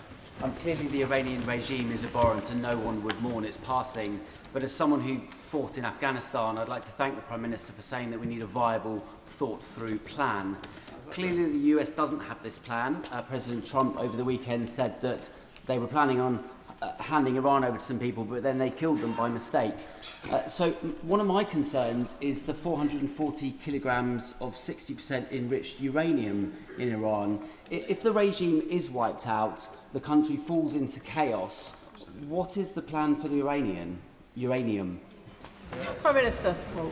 I thank him for his question, and he points out the reasons why I've proceeded on the basis there must be a lawful case for what is done and a viable plan. I think the immediate vision import for us is to ensure that we do what we can to protect our citizens and de-escalate the situation so that we can get to a negotiated outcome. Debbie Abrahams. Thank you, Madam Deputy Speaker, and I thank the Prime Minister for his statement and his reassurance as well about the principles for involving the United Kingdom in any military action. It is so important that we're clear that the rule of law on this side of the House must stand by, as well as having a viable plan. Has my right honourable friend been able to have any discussions with the Arab states and also Turkey in terms of how we might build that plan for de-escalation as quickly as possible? Prime Minister. Can I thank her for a question and assure her that we've been having discussions all weekend with counterparts in the region to that end, which is how do we rise to the challenge that is currently before us, what action can we take to protect our nationals and our allies across the region, and how do we de-escalate? Lincoln Job. Thank you, Madam Deputy Speaker. Can I thank the Prime Minister for his statement? And I agreed with parts of it. I agreed when he said that it's an abhorrent regime. I agreed when he said that British civilians, British service personnel and British sovereign bases have been attacked. And I also agreed with him when he said that you can't shoot all the drones out of the air, you have to attack them at source. But his statement very cleverly then implied two things. His statement implied that we didn't have, in international law, every justification for offensive action against Iran, and he also implied that only the Americans had the capability to do these offensive operations. So would he like to just very clearly, bearing in mind the world's listening, state very clearly that he understands that he would be justified on the basis that we've been attacked in launching offensive operations against our attackers, and secondly, that we have the capability to do so? Prime Minister. I clearly set out the two decisions that I made over the course of the weekend, including including the decision on Saturday to start taking defensive action with our pilots in the region, and the decision last night to permit the US to use our bases in order to, for collective self-defence, in order to take out the ability of Iran to launch the strikes in the first place. Andrew Lewin. Thank you, Madam Deputy Speaker. Can I put on record my admiration for our skill and the bravery of our armed forces? We owe them a debt of gratitude now more than ever as they see action. The Prime Minister was absolutely right to say we must learn the lessons from Iraq and all the other conflicts where there has not been a viable end plan. Given that, can he reassure me that the decision to allow the United States to launch operations from our bases will be kept under constant review so that the UK's presence in this conflict remains a defensive one? Prime Minister. Can I give him that assurance? It will be kept under review, and I'll update the House accordingly. Afra Brandreth. Thank you, Madam Deputy Speaker. It's no surprise that drones have become a central element of Iran's response. The Shahed drones they deploy are relatively inexpensive, easy to mass produce and capable of causing significant damage. However, the interceptors we use to bring them down are substantially more expensive. Given the rate at which Iran is deploying these drones against UK assets and our partners, and the scale at which they can be manufactured, this cost imbalance is a growing concern. What steps is the Ministry of Defence taking to develop effective but more cost-efficient countermeasures to address these challenges? And will he now look again at bringing forward the timescale for increasing our defence spending? Prime Minister. She raised an important point, and obviously we're working at pace in order to deal with the drones, and also working with our Ukrainian colleagues who've been facing this for 4 years, and we've been working with them on that. And that's why we are working with them to protect or help to protect allies who are under attack in the region. Naz Shah. Overnight, my constituents have lost the benefit only promised to them last week of savings on energy prices with the attacks on refineries across Saudi Arabia and Qatar. Oil prices have surged and gas prices to Europe have surged by 52% upwards just in the last few hours. The longer this carries on, it risks escalation and across the Middle East and closer to home. This impacts on the day-to-day lives of the British people through increased energy costs. Can I ask the Prime Minister, firstly, what assessment has the government made on the risk of energy prices to a British household, and what efforts he's making to make sure we can de-escalate sooner rather than later? Minister. Well, she's right to highlight the impact on the day-to-day lives of our constituents, and we're carefully monitoring that, as you would expect, and we're doing all that we can with our allies to de-escalate the situation. Ian Room. Thank you, Madam Deputy Speaker. As a veteran myself, I agree with the Prime Minister that the safety of our armed forces and British citizens should come first with any decision made in the future. Given a rapidly evolving situation, with will the Ministry of Defence now expedite the promised defence investment plan so our industry can get on and make the capabilities that this country needs? Prime Minister. Yes, we're getting on with that as quickly as we can. Barry Gardner. We should all welcome the end of the Iranian regime, if it is the end of the regime. Those of us who were in this House for the decision on Iraq needed no convincing then that Saddam's was an evil regime. We needed convincing that the attack was permissible in international law and that there was clarity about the exit strategy. It had neither. The US attack on Iran has neither. But the Prime Minister's broadcast justification of the use of our bases spoke of enabling a defensive strike. Words have meaning. A defensive strike is a contradiction in terms. The usual phrase is a preemptive strike, and in any language, a preemptive strike is an attack. Minister. Well, the use of the bases is to allow the US to use its ability to take out the ability to Iran to launch the attacks in the first place. I think that's relatively clear. David Mundell. Thank you, Madam Deputy Speaker. The Houthis in Yemen have declared their support for Iran, but so far have taken no preemptive action. Given that the UK has previously been willing to take action against the Houthis, if they do become involved, would we be willing to do so again? Prime Minister. Well, I won't get into hypotheticals, but I will reassure him that both when the last government was in and we were in opposition, we supported that action, as was the case when we were in government and they were in opposition. So he can see what the consistent practice is there. Richard Baker. Thank you, Madam Deputy Speaker. The brutality of the Iranian regime is unquestionable, but does the Prime Minister agree with many of our constituents still in the region? Many people will be deeply concerned at the indication from the United States today that it will increase its airstrikes on Iran. Can he assure us he will redouble his efforts to take forward the strategy he has rightly set out today of de-escalation and action which is in accordance with international law? Prime Minister. Well, can I acknowledge the concern of his constituents, as many of our constituents will be concerned. That is why it's our duty to take measures to protect them first and foremost and to de-escalate the situation. Andrew Rossendale. Thank you, Madam Deputy Speaker. The Prime Minister, I hope, agrees that current events show how vital military infrastructure is in the Middle Eastern region of the world. Yet, at the very moment when Diego Garcia is relied upon as a critical asset, the Prime Minister proposes to transfer sovereignty to Mauritius and lease the airbase back for our use. So, does he not realise what a catastrophic policy this is?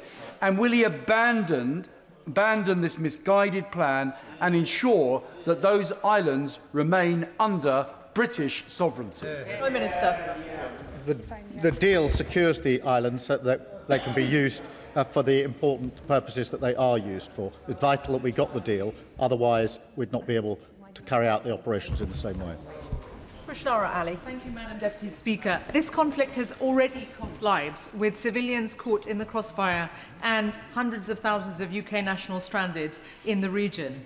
If it continues for the weeks ahead, it is only going to make it more difficult to evacuate our nationals.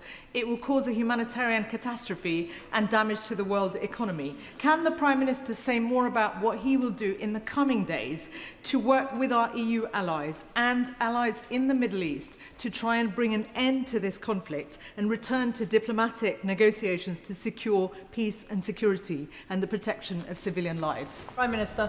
Can I reassure her that we're talking to our allies in the region and to our allies in Europe and France and Germany in particular over the course of the weekend to be clear about the principles we're applying and to ensure that we're doing everything we can to de-escalate the situation.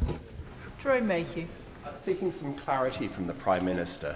Given his initial refusal of permission for the use of bases by the US, is it the view of His Majesty's government that the initial strikes by Israel and the United States were illegal?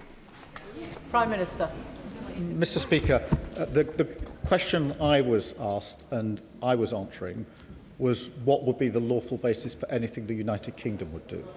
That is the question. That is the question I considered over the weekend, and that's what guided me in the two decisions I had to make about the United Kingdom.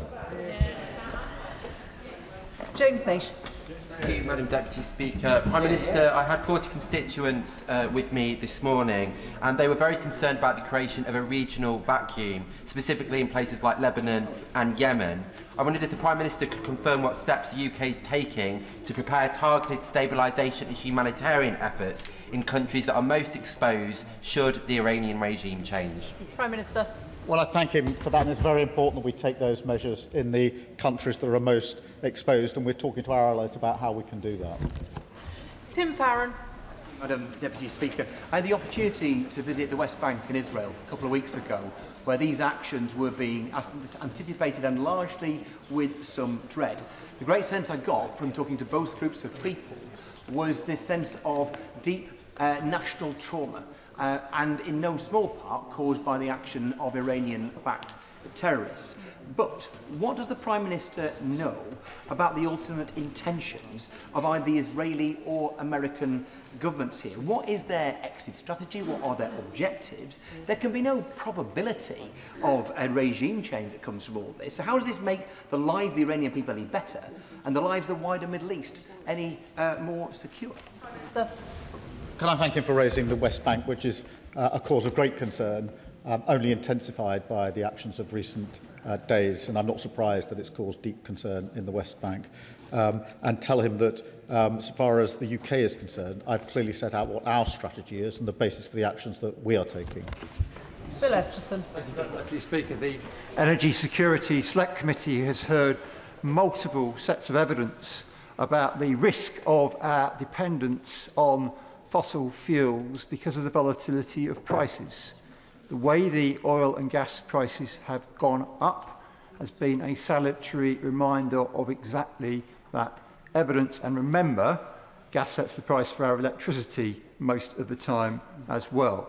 So isn't it the case that the energy transition is not a matter of ideology? It is a matter of both national security importance and economic importance. Prime Minister. Can I thank him for his question? And among the reasons for pushing ahead with renewables is because it gives us energy security and independence, which is hugely important at a time like this. Can I please urge members to make their questions significantly shorter? There are still a huge number seeking to catch my eye. I know we're going to have an exemplary performance from Mark Pritchard with a very short question, please. Yeah. Well, when British children are being bombed in Dubai and when the British military are being attacked in Cyprus, Qatar, in Bahrain, can I ask the Prime Minister why it is that it seems like, and I hope you'll forgive me, he's frozen with indecision, entangled in his own legalese and fretting about his own backbenchers, looking to the left in his own party as much as looking to the Middle East. He will know at that dispatch box that I've supported him time and time again on foreign policy decisions. But I have to say to him today, it is not his finest hour, that he's looking very weak, and that is not in our national interest. Prime Minister. I have been absolutely focused only on British nationals this weekend. That has been the total focus of my attention, and it's a disservice to him to suggest otherwise, really. Absana Begum. Madam Deputy Speaker, a constituent who fled Iran fought through tears as she told me how she worked. She wanted an end to the regime in Iran that had targeted her and her loved ones, and also said that she wanted absolutely no illegal military intervention from external forces. Does the Prime Minister understand that by enabling the use of military bases in the government's allies, in this case the US and Israel's illegal actions, that it is dragging our country into a wider conflict of which it does not have the power over the outcome, and that risks making all of us more, not less, safe? Prime Minister. No, our decisions were made to protect British citizens and British nationals, and I stand by that decision. Edward Morello. Deputy Speaker, the Iranian regime is a murderous regime. It is an exporter of terrorism. It is a threat to regional and national security. Its removal is good for British security. It is good for the Iranian people. But what comes next is even more important than what has happened. The Prime Minister has repeatedly said he wants a viable, thought-through plan. Does he think that President Trump has a viable, thought-through plan for what comes next? Prime Minister. Well, Madam Deputy Speaker, we're obviously discussing all matters with the US all of the time. I'm absolutely clear what our plan is and what the basis for our decisions are, and I've set them out to the House. Luke Meyer. Thank you, Madam Deputy Speaker. Our primary duty at this time must be the safety of British nationals in the region. People like my constituents, the Foreman family, who are currently trapped abroad and not knowing when they will be able to come home. Their father's medication is running out today, and they have no idea whether they will be able to obtain those drugs. So what assurance will the Prime Minister provide that consular support will be put in for families like my constituents to make sure they can get the medication that they need and ideally come home as soon as possible? Prime Minister. Can I assure him that we're taking every step we can to ensure they have the support that they need, including steps over the course of this weekend? Greg Stafford. Thank you, Madam Deputy Speaker. Can I associate myself with the comments from the Prime Minister about our service personnel in Bahrain and in Evacuation, which I had the pleasure of visiting in the summer? It's difficult to know where to start with the confusion and cognitive dissonance that is shown in the Prime Minister's statement, not least of which where he is against attacking Iran because it has nuclear weapons, but is willing to attack it because it has conventional weapons. Now, on the conventional weapons point, British sovereign territory in Akrotiri has been attacked, yet the Prime Minister is unwilling to use British personnel, the RAF, to strike on Iran. What would it take for Iran or any other state actor to do to this country for him to act? Prime Minister. We're using British personnel to defend Cyprus at the very moment. Josh Fenton-Glynn. Thank you, Madam Deputy Speaker. No one should shed a tear for the Iranian leadership. They're a brutal and oppressive regime, but there are other brutal and oppressive regimes in the world, and that in and of itself is never a reason to attack a country. So can the Prime Minister please assure me that any involvement of British troops or assets in this conflict will be purely defensive? Prime Minister. Madam Deputy Speaker, I've set out the principles on which I will act. I thank him for his question. Any action will have to have a lawful basis and a viable case. 30 seconds. David Chadwick. Thank you, Madam Deputy Speaker. As long as the Iranian regime exists, it will continue to pose a direct threat to our security and to stability across the region. Yet Cabinet Office figures show that non-ODA integrated security fund spending for the Middle East is set to fall by a third in the coming years. Can the Prime Minister explain why funding to counter Iranian threats is being reduced at precisely the moment that those threats remain so acute? Minister. We're taking a number of measures to deal with Iranian threats, as he would expect. Kim Johnson. Thank you, Madam Deputy Speaker. The Prime Minister claims that lessons have been learned from Iraq. I really hope that is true. Netanyahu and Trump instigated an illegal act of aggression, putting thousands of people's lives at risk, including UK nationals and the military. So does the Prime Minister agree with me that diplomacy and de-escalation is needed and for not bringing Britain into a reckless and catastrophic war? And can you provide some details about this viable, thought-through plan in terms of repatriating our nationals? Prime Minister. Can I assure her I'll continue to apply the principles I've set out and work to de-escalate across the region? Craig Smith. Thank you, Madam Deputy Speaker. The Iranian regime ignored the JCPOA, which completely failed. The Iranian regime's terror activities have reached these shores. And while we meet here this afternoon, the Iranian regime's rockets rain down on our allies across the Middle East, including Hezbollah's rockets into Israel. So can the Prime Minister set out clearly what evidence underpins his view that this Iranian regime is in any way, shape or form interested in coming to the negotiating table? Prime Minister.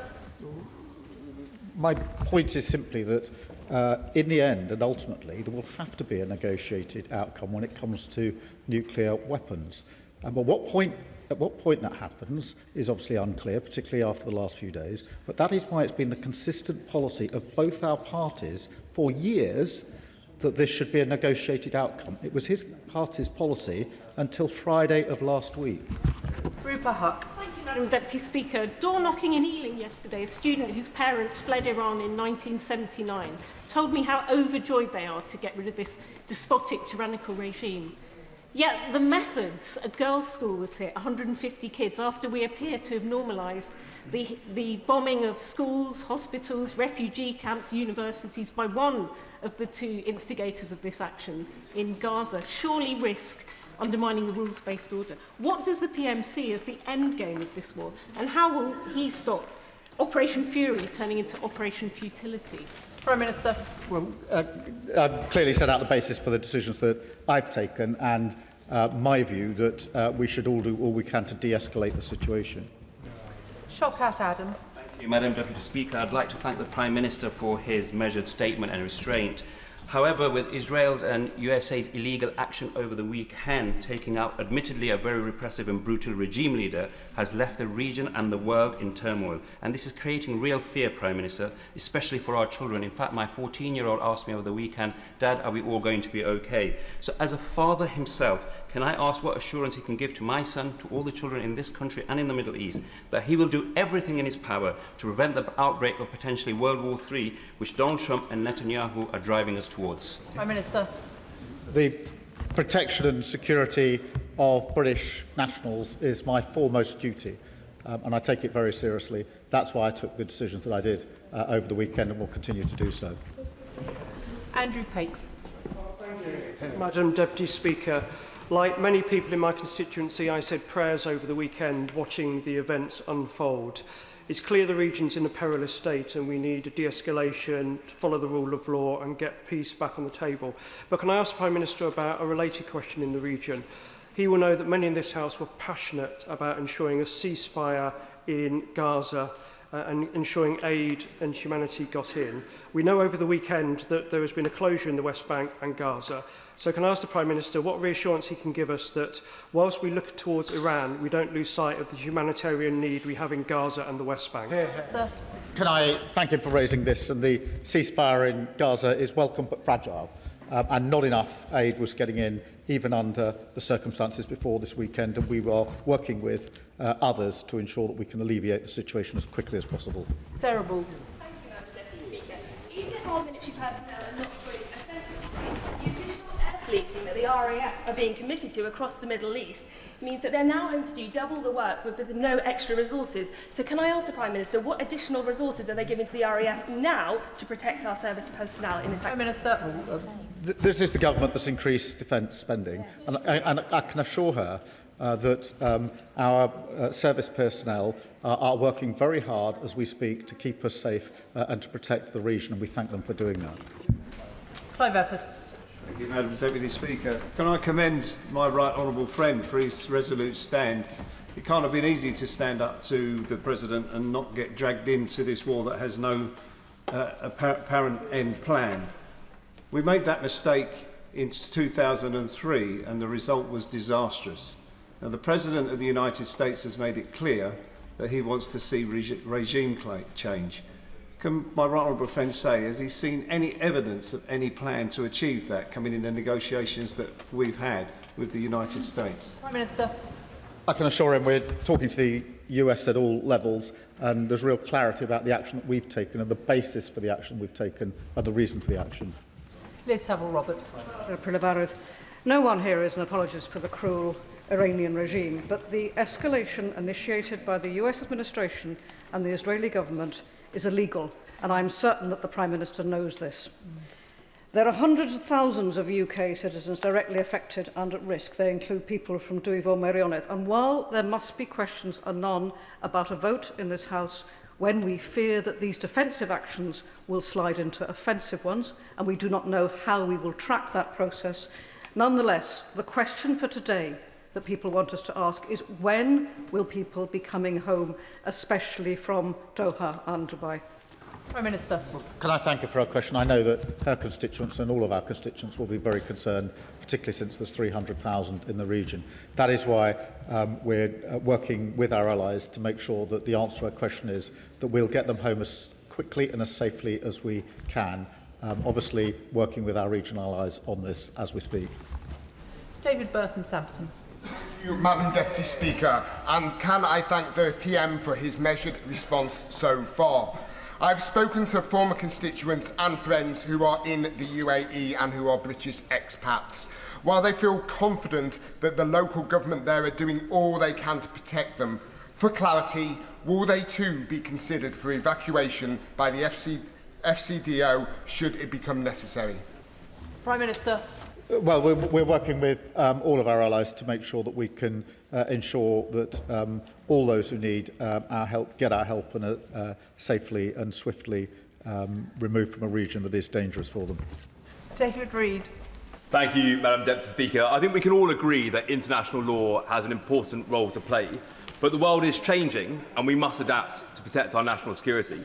Now, given that international law is broad in nature and open to interpretation, and we've heard that from the differing views of both the Attorney General and the Shadow Attorney General, for public accountability and the seriousness of this situation, can the Prime Minister tell us how many and which international lawyers he consulted before he made his decisions over recent days? Prime Minister. I'm not going to disclose the full advice, but I would. It's not just as an important role. It's vital if we're taking action that involves our personnel. It's vital. That's why I took advice. I've published the summary of that advice. I said I'll look at the Shadow Attorney General's advice. If he's setting out a lawful basis, I'll be very interested to read it. Laura Kirksmith. Thank you, Madam Deputy Speaker. I thank the Prime Minister for his statement and for his clarity on our adherence to international law. History shows us that military interventions from Somalia to Afghanistan, Iraq and Libya do not always lead to peaceful political transitions and often have wider regional and global repercussions. So can the Prime Minister reassure me that his focus will be on encouraging a peaceful transition for the people of Iran and de-escalating the situation regionally and globally? Prime Minister. Can I give that reassurance and also underscore her point that the future of Iran must be for the people of Iran who've been brutally repressed for a very long time now? Jess Brown-Fuller. Madam Deputy Speaker, we must not conflate the appalling actions of Iran with that of the Iranian people, who have spent years fighting at great risk for change and intensively over the last couple of months. The severe case of repression under the Ayatollah has led many of them to actually welcome the actions of Trump and Netanyahu. But how is this government going to ensure that Iranian voices are heard when decisions are being made about their future once military action finally subsides? Can I thank her for a question? It's very important that we're clear on the principle that the future of Iran must be for the Iranian people who have been brutally repressed, and particularly in recent months, but not only in recent months. And we must consistently make that case, and we are doing so. Richard Bergen. Thank you, Madam Deputy Speaker. This is an extremely dangerous moment. Iraq, Afghanistan and Libya show where this can end up, with death, destruction, terror and chaos impacting tens of millions of people. Given that, shouldn't the government's focus be on pushing Trump, Israel and Iran towards diplomacy, de-escalation and a ceasefire, and instead, by siding with Trump, hasn't the Prime Minister risked dragging us into a wider conflict which leaves us all less safe and which could include mission creep, which will erode the distinction the Prime Minister is attempting to make between offensive and defensive actions, leading us embroiled fully in an illegal US war in the Middle East? Prime Minister. Madam Deputy Speaker, my focus has been on the protection of British nationals in the region. There are 300,000 of them. They are at risk, and it is our duty to take steps to ensure that we reduce that risk and bring them to safety and security. Simon Hall. Mr. Speaker, a militarily degraded Iran will be welcomed by both the region and the world. But an Iran that still possesses enriched uranium and potentially becoming a failed state is something to be avoided at all costs. The Prime Minister will recognise that. Whilst it's uncertain what President Trump's plan is, there will be clearly, at some point, negotiations, talks towards peace and a cessation of action. Will he impress upon the American administration that now is the opportunity to link progress for ordinary Iranians, their democratic rights, their freedoms and their civil liberties, as part of that, and not just view it as a military degradation exercise? Prime Minister. Can I thank him for his question and agree with the way he puts it? It is very important that we deal and acknowledge the brutal repression of Iranian people for so many years. Jim Dixon. Thank you, Madam Deputy Speaker. Can I express my support for the government's handling of the events this weekend, particularly the clarity given by the Prime Minister today that international law is paramount, and also the priority given to the safety of UK citizens. Does he agree with me, however, that this will only end when Iran and the US and allies get round the table, talk about nuclear de-escalation, and Iran abandons its nuclear ambitions? Will the Prime Minister perhaps tell us what conversations he'd had with allies in order to ensure that that happens? Prime Minister. Well, we're having conversations with allies about de-escalating the situation and how we get back to negotiation, which in the end, at whatever stage it is going to have to be part of the process. Sammy Wilson. Thank you, Madam Deputy Speaker. And we should welcome the actions of America and Israel in trying to destroy a regime which the Prime Minister has described has exported terror all over the world. But why the weak-kneed response from the government that we're limiting our bases to defensive actions? And maybe he would clarify, what does he mean by defensive actions? For example, attacks on the drone factories which are used to deliver the bombs, is that defensive? Attacks on the leaders who are planning the war against our allies in the Middle East, is that defensive? Attacks on nuclear facilities, would that be regarded as defensive? Or attacks on the infrastructure which is used to mobilise these weapons, would that be defensive? What are the limits of this defensive action? Can I be absolutely clear with him that the action which we've authorised from our bases is to take action to take out the capability of Iran to launch these attacks, and that of course means taking out their capability, the launchers and the infrastructure that sits behind it. Of course it does. Amanda Martin. Thank you, Madam Deputy Speaker, and thank the Prime Minister for his calm and measured approach and reassurance today. As the Member of Parliament for Portsmouth North and the mum of a serving personnel currently deployed overseas, my first thought is always for the men and women we ask to stand in harm's way. The Iranian regime recklessly attacks are not abstract. They are direct threats to British service personnel and British citizens in the region. Will the Prime Minister firstly confirm that every measure is being taken to protect constituents on the ground? And secondly, when we pursue de-escalation democracy, will he assure the House that operational decisions are grounded firmly in one overriding principle, the safety of our British servicemen? Well, can I thank her? I know a number of her constituents are deployed abroad, and we are doing everything we can to protect them and to thank them for the work that they're doing in the region. Ben Spencer. Speaker, I've heard a lot of legal analysis from the Prime Minister, but nothing on what he thinks is morally right. Isn't the biggest risk to international law when leaders hide behind legal advice to avoid taking responsibility for their decisions? To ask our service people to act when we don't have a lawful basis will be a dereliction of moral purpose, in my view. Rebecca Long-Bailey. Thank you, Madam Deputy Speaker. There is no doubt that the Iranian regime is abominable, but it's clear that the initial joint strikes on Iran were neither defensive nor lawful, and now as the situation dangerously escalates, hundreds of innocent civilians are now dead across the Middle East, and UK personnel and citizens are at risk. So I know the Prime Minister's outlined that his aim is a negotiated settlement. Can he outline the tangible action he and his international counterparts are taking now to secure a ceasefire so that negotiations can resume? Can I thank her for her question and reassure her that the actions we're taking are to protect British nationals and we're working with others to de-escalate in relation to the situation. Dr Al Pinkerton. Thank you, Madam Deputy Speaker. Since coming to the Chamber today, a senior Iranian commander has said that they would seek to bomb Cyprus to force out US aircraft from our sovereign bases. So as a guarantor of Cyprus's security and as a sovereign presence on the island of Cyprus, can I ask the Prime Minister what concrete military devices do we have and measures do we have in place in Cyprus to ensure that no further successful drone attacks can happen on the airfield, but also what assurances can he offer to Cyprus as a whole that no attacks will take place in Cyprus as a result of our presence there? Can I be absolutely clear again, because it really matters, that we are not using Cyprus for US bases. That is our base. And I won't go into operational details, but as he would expect, we are taking all the necessary measures to ensure that Cyprus and the base are safe. I spoke to the President yesterday. I hope to speak to him again later this afternoon. Frank McNally. Thank you very much, Madam Deputy Speaker, and I thank the Prime Minister for his statement. Given the comments from the Iranian Foreign Minister yesterday that the IRGC is adopting a decentralised mosaic defence to fragment command and control structures and create even more unpredictable flashpoints, can my right honourable friend update the House on what steps he is taking with allies, including partners in the region, to mitigate such developments which threaten to escalate and prolong this conflict? Minister.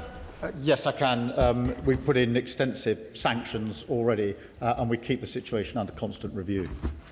Ben Obsi-Jekti. Thank you, Madam Deputy Speaker. I'd just like to come back to the drone attack on RAF Akrotiri and the alarming ease with which the Iranian regime was able to penetrate our defences and strike the airfield there. It very much suggests that there is very little in the way of counter-UAS capability there, and also suggests that there's nothing in the way of two counter-UAS wing there in terms of squadrons to deter that. But can the Prime Minister confirm what type of drone it was that struck the airfield? And can he also confirm what the origin of that drone was? Did it fly from Iran, fly all the way across Israeli airspace to strike Cyprus, or did it come from Hezbollah in Lebanon? And if so, given that we've been attacking Daesh targets via Operation Shader this year, will he strike back at Hezbollah if it proves that the drone came from there? Prime Minister. Can I just reassure him and through him everybody in Cyprus, there are protective measures in place, and his description is not right, and it's not helpful to those living in Cyprus to cast it in those terms. It really isn't. As he would expect, there are extensive measures in place, both US measures and UK measures in relation to the defence of Cyprus and the airbase there, and it's very important I make that absolutely clear. Bel Ribeiro-Adi. Thank you, Madam Deputy Speaker. I welcome the Foreign Office's preparation for a potential evacuation of Britons currently in the Middle East and the Prime Minister's commitment to their safety. There will, however, be a number of British residents who may have gone for work or leisure, and I've not heard them mentioned specifically today.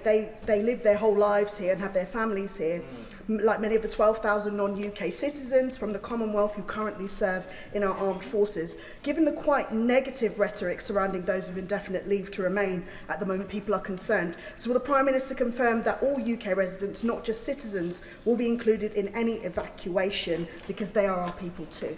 Prime Minister. Can I thank her for that reminder? I did mention it in my opening statement, but she's quite right that we must be clear that we will protect all of those who need our protection, and obviously where people need to get out, we're working with all of them to get them out as quickly and as safely as possible. Helen Maguire. After the fall of the regime in Iraq, there was no long-term plan and civil society collapsed. In 2004, I was an Optelic 4 in Iraq, retraining the Iraqi police service. One day I asked my Lance Corporal, how do we know if the recruits are former Ba'athist regime supporters or not? And he said, we don't. We've no idea who we're training. The US attacked Iran with no clear strategy, and now this government has agreed that UK bases can be used for defensive attacks. I'm seriously concerned about the potential for mission creep when there's no clear understanding of Trump's military objectives. In deciding to allow the US to use UK bases for defensive actions, UK military and civilian lives have been put at risk. Military operations with no clear objectives tend to fail. So can the Prime Minister explain how such a decision was made which could lead to mission creep when we have no understanding of Trump's long-term military aim or post-conflict plan? Can I thank her for a question? The decision was taken to allow the bases to be used to protect our nationals.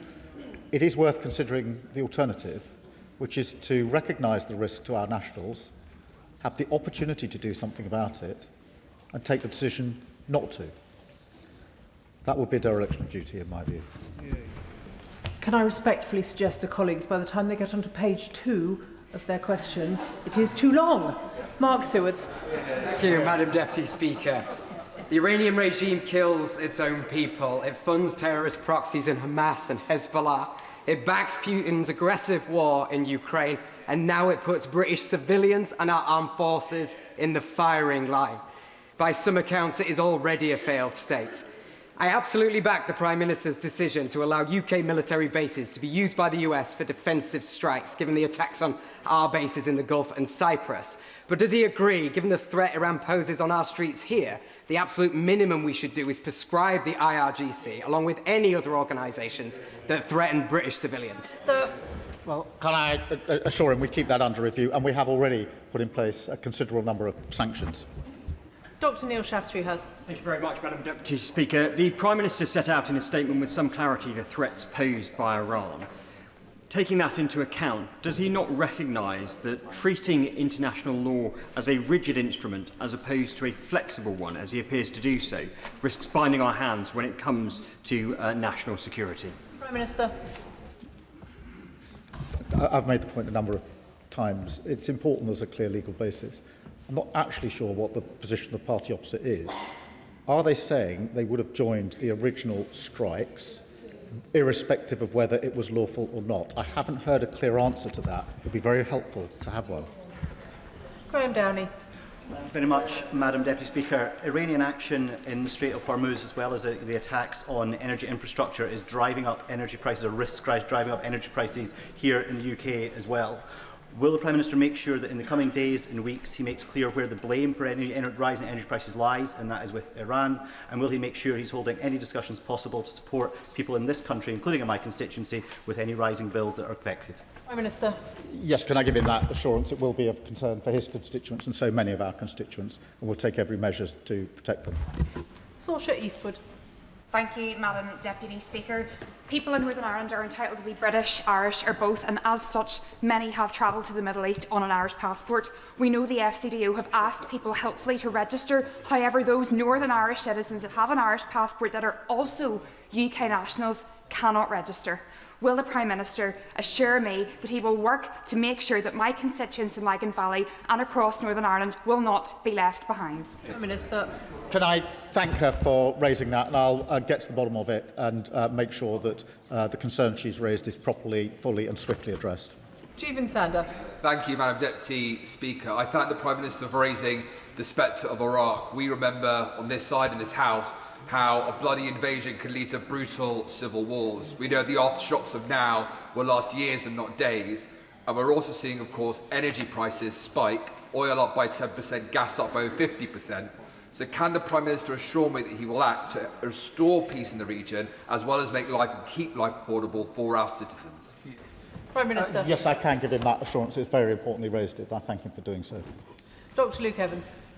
The Prime Minister has been explicit on two decisions. One to say no bases were used, now some bases can be used. Could he set out specifically how this interacts with the Diego Garcia bill and the exchange of notes from 1966 between the UK and the US? Prime Minister. It doesn't. It's the simple use of bases operationally, which has been agreed as of last night.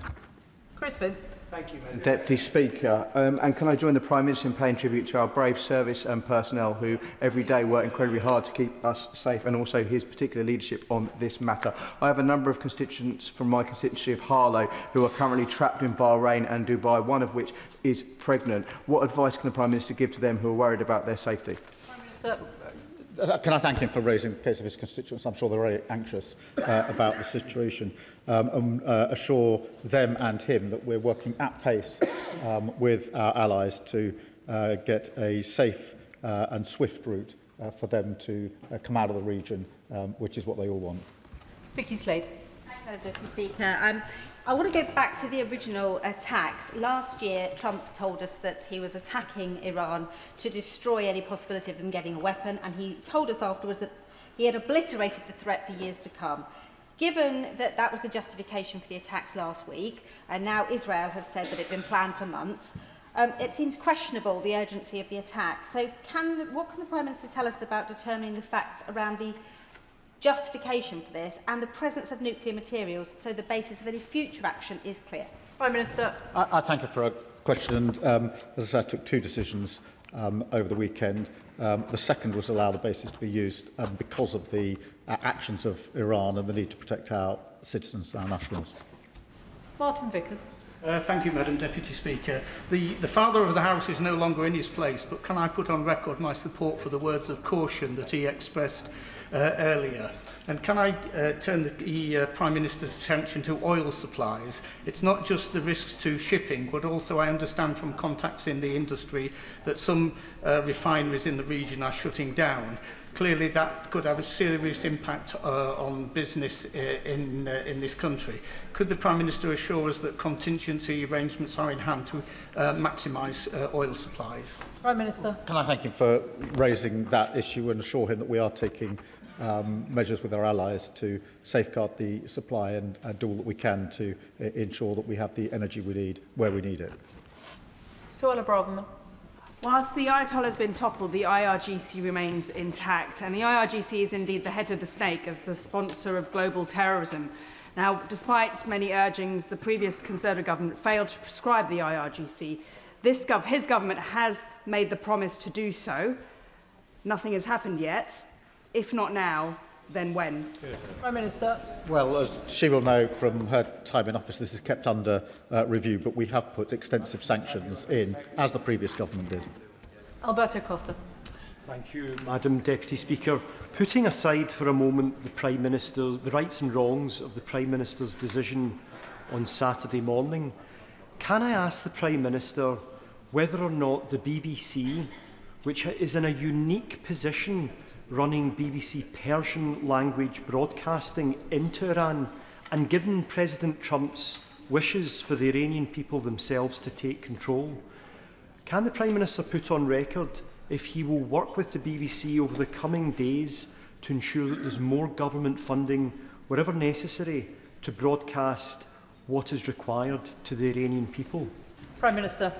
Well, it's very important that the BBC reports and broadcasts in the way that it does, and we support them in doing that. Josh Babarindi. Thank you, Madam Deputy Speaker. 23-year-old Eastbourne lad Cameron is currently lying stranded in a Dubai hospital bed after falling very ill during a minutes-long stopover in Dubai over the weekend. During this window, the airspace closed. Cameron's hospital bills are £1,000 a day, which he's being forced to pay up front despite having insurance. Cameron, who's watching, urgently needs to know, 1, when the Prime Minister will outline his repatriation plan, if there will be one. 2, when the Prime Minister will he prioritise British nationals who are clinically vulnerable for repatriation if it is medically safe. And third and finally, will the appropriate minister meet with me and with Cameron's family to ensure that he gets the treatment that he needs before money runs out, and to make sure that we can get Cameron back to Eastbourne safe? Minister. Cameron and his family and loved ones must be extremely worried. If he would pass me the full details of that particular case, I'll make sure that we do whatever we can to assist Cameron and his family. Graham Stewart. Deputy Speaker, the Prime Minister has made it clear that he thinks that there was insufficient imminent threat to justify our going with our allies in the initial strike. But after the act of war, after the attack on UK citizens across the Middle East, many countries of whom were not participating, and on British sovereign territory, that means that we can join in and we could be involved in offensive actions if the Prime Minister so chose. Why is he choosing not to, and why is he pretending it's for a legal reason when that legal reason has disappeared? Prime Minister. We started taking action on Saturday morning with our pilots in the sky across the region, and they've been working ever since. We added to that yesterday afternoon by acceding to the request of the Americans to use our bases for the attacks on the capability of Iran to launch the strikes in the first place. Ayub Khan. Thank you, Madam Deputy Speaker. Can I thank the Prime Minister for accepting that the reason the British Army is not involved is because it would be unlawful and illegal. Thereby, what America has done is illegal. An illegal attack which led to the death of 167 girls aged between 7 and 11. And there are people that are sat in this audience here today, Prime Minister, that oppose refugees coming into this country. The very people that are asking for war. Would the Prime Minister be surprised if we had a sudden influx of refugees because of what's happening? Prime Minister. The actions I've taken have focused on our need to protect our British nationals. I think it's in all of our interests, including our British nationals, that we do all we can to de-escalate the situation as quickly as possible. Martin Wrigley. Thank you very much, Madam Deputy Speaker. I welcome the removal of the abhorrent Iranian regime, having seen the beginning of it 47 years ago when my father was serving officer in the British Embassy and we knew the Americans taken hostage. So may I add my thanks to our current serving personnel who are putting their lives at risk. Given that we have, since the preemptive strike, now a sad but inevitable increasing escalation of hostilities, what can the Prime Minister do to persuade Donald Trump to go to negotiation, which is where we have to be, given that he believes in win-or-lose situations only? Well, we're working with all of our allies and having discussions at every level with the US and others about how we resolve this situation and de-escalate. And ultimately, it will have to be a question of negotiation. Jim Allister. I do not underestimate for one moment the gravity of any government deciding to place its brave servicemen and women in harm's way. But in circumstances where our bases and our citizens are being targeted by the terror machine that is Iran, why are we still, as United Kingdom government, equivocating over whether we are actively on the side of those determined to liquidate the threat? Why the equivocation? We're not. Pilots have been in the sky since Saturday morning, hours after the attack, risking their lives. I'm grateful for them for doing so. They went straight up there, and they've been up there ever since. No equivocation. They went up straight away, and it was the right thing to do. Claire Young. Thank you, Madam Deputy Speaker. This conflict has grounded travellers at Doha, including a constituent who has 3 young children waiting at home. Following his conversation with Qatari leaders, can the Prime Minister explain how evacuations will be prioritised and what support on the ground is being provided to those who are simply expecting to pass through? Prime Minister. Yeah, can I reassure we're working with Qataris and others to ensure that we are able to get everybody to safety and security as quickly as possible. And they're evolving plans, as she will appreciate. It's a difficult situation, but I can assure her we're doing everything we can to get people out safely. They're our first priority. Adnan Hussain. As the Prime Minister admits, after the illegal preemptive strikes and the killing of Iran's leader, Iran has become more aggressive and more unpredictable in the region. So I ask, how can we possibly assure that further strikes, further attacks, further aggression will somehow calm the situation? Britain must not contribute to another conflict whose legality is in serious doubt. Will the Prime Minister now commit to upholding international law unequivocally and to publishing the government's legal advice and to pressing instead for an immediate ceasefire and for a return to diplomacy, rather than risking and allowing the United Kingdom to be drawn into another unlawful war? It's my duty to protect British nationals. We have 300,000 in the region, and you've heard the anxiety from various members about their constituents who are trapped in that situation, only too aware of the danger that they're facing. It's my duty to ensure that the risk to them is reduced. That's why we took the action we did over the weekend. Chris Coughlin. Deputy Speaker, British Lance Corporal Brodie Gillen was killed by an Iranian ballistic missile in Iraq in 2020.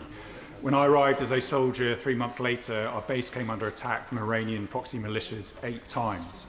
The Iranian regime has gunned down tens of thousands of protesters in recent weeks. Morality is complex. I entirely support the Prime Minister on his view of the need for a negotiated settlement, given sadly that the risks of regime change. But does the Prime Minister agree with me that any negotiated settlement needs to include protections against reprisals for protesters? Prime Minister. Very much so, and can I thank him for his service. It is really important that we approach this with clear principles about what we're trying to achieve and learning the lessons of history in terms of what happens after conflicts like this. James McMurdoch. Thank you, Madam Deputy Speaker. And may I put on record, while I may not agree with all of the conclusions the Prime Minister has drawn, I am very grateful for the reverence and caution he shows to and the respect for the human life that he's been trying to demonstrate. The limited time he's had over the weekend to fully demonstrate and make decisions on how best to act has revealed that he was not involved in all of the pre-planning. So may I ask him, why is the UK no longer at the decision-making table? Prime Minister. Well, we talk to our allies all of the time, as he knows and would expect. And we talked to them extensively over the weekend in response to the situation as it developed. Paul Kohler. Madam Deputy Speaker, I applaud the Prime Minister's judgment in this matter. I'm in contact with British nationals trapped in a hotel in Qatar. They texted me a few minutes ago to say there has been a lack of messaging from our government to those of us who are seeing missiles passing overhead and more than 30 explosions just today. They're desperate for news on evacuation plans, but the consulate auto-reply is currently advising them on how best to enjoy Ramadan. Can the Prime Minister please ensure our consulates redouble their efforts to give information and reassurance to our nationals across the region? We're doing everything we can as quickly as we can, and I'll pick up the issue that he's raised specifically, and can he please reassure his constituents that having raised it with me, I'll do whatever I can to respond very quickly. Zara Sultana. Thank you, Madam Deputy Speaker. US congressional staff were told on Sunday that Iran was not planning to strike American forces or bases unless Israel attacked Iran first. In other words, there was no intelligence indicating an imminent threat. Yet we have already seen preemptive strikes attacking a girls' school, killing over 100 children. This has been condemned by UNESCO as a grave violation of humanitarian law, yet the Prime Minister didn't bother to mention it. Continuing such actions is unlawful. Allowing them to take place from UK bases is unlawful. So I ask the Prime Minister, is the genocide of the Palestinian people not enough for this Labour government? Is he proud to be another Labour Prime Minister, obediently following Washington into yet another illegal war in the Middle East, making us all less safe? And finally, how much does he enjoy being Donald Trump's poodle? Prime Minister. I've set out the decisions I made over the weekend and the reasons for them. My first duty is to protect British nationals. It's the most important duty that I have, and I'll continue to discharge it. Jim Shannon. Thank you, Madam Deputy Speaker. First of all, could I thank the Prime Minister for his statement. Ayatollah Khamenei and his regime have denied religious minorities freedom of religious belief for years. The Christians, the Sunnis, the Shias, the Baha'is. They killed 30,000 people in January 2026 who were protesting. Girls are abused and victimised regularly. Today, the Ayatollah is deservedly dead, and he burns in hell. And for one, I've put a shovel of coals on his head and hope his damnation will be a long one. Prime Minister, the IRGC and the Bajai paramilitary groups have the guns, the protesters have none. So what discussions has the Prime Minister had with the USA and Israel to destroy the murderous IRGC? And what discussion has the Minister had with Madam Rajavi and the national government, Iranian government in exile, and their 10-point plan for a solution for a transparent way forward? Well, there are many discussions going on, as he will appreciate, and I do understand his level of concern, in particular in relation to religious freedom. So we are working with colleagues on those issues, and I'll update the House accordingly. Danny Kruger. Thank you very much, Madam Deputy Speaker. I don't know what's more humiliating for the United Kingdom, the moral weakness of a government that can't distinguish between right and wrong and can't even take a sovereign decision without consulting international lawyers, or the material weakness of a country that has just decommissioned its last frigate in the Gulf and, as the Prime Minister has said in his statement, does not have the capability to defend our own citizens in the region. So given this position of neutrality and impotence, will the Prime Minister clarify what exactly he means by defensive versus offensive action? The whole operation is defensive according to the terms that the Prime Minister has set out. Or does he expect that the British will have some sort of operational veto on individual flights that the Americans take off from our bases? Minister. We're taking action in the sky through our pilots. We've authorised the US to use our bases in order to attack Iranians' ability to strike. But I'm not going to take lectures on morality from a party that stood a candidate who said that you can't be English unless you're white. Can I thank the Prime Minister for his statement? Point of order, Ellie Chowns. Thank you, Madam Deputy Speaker. The honourable member for Wetherby and Easingwold incorrectly attacked the reputation of Motin Ali, Deputy Leader of the Green Party, by saying that he'd protested in support of the Ayatollah. He certainly did not. Motin Ali attended a CND Stop the War anti-war protest in support of his principles of being anti-war and pro-democracy and diplomacy. What advice can you give me about correcting the record regarding this serious false accusation?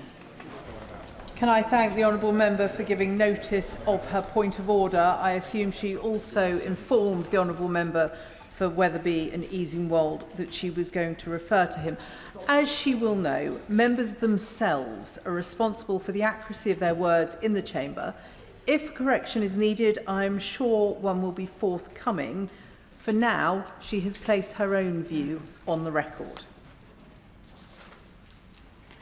Which brings us to presentation of Bill. Rebecca Smith.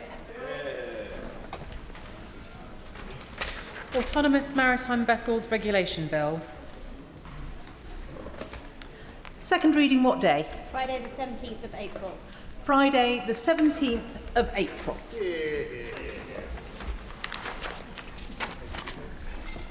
The clerk will now proceed to read the orders of the day. Representation of the People Bill, second reading. Now, The reasoned amendment in the name of the official opposition has been selected. Minister to move second reading. Call the Secretary of State, Steve Reid.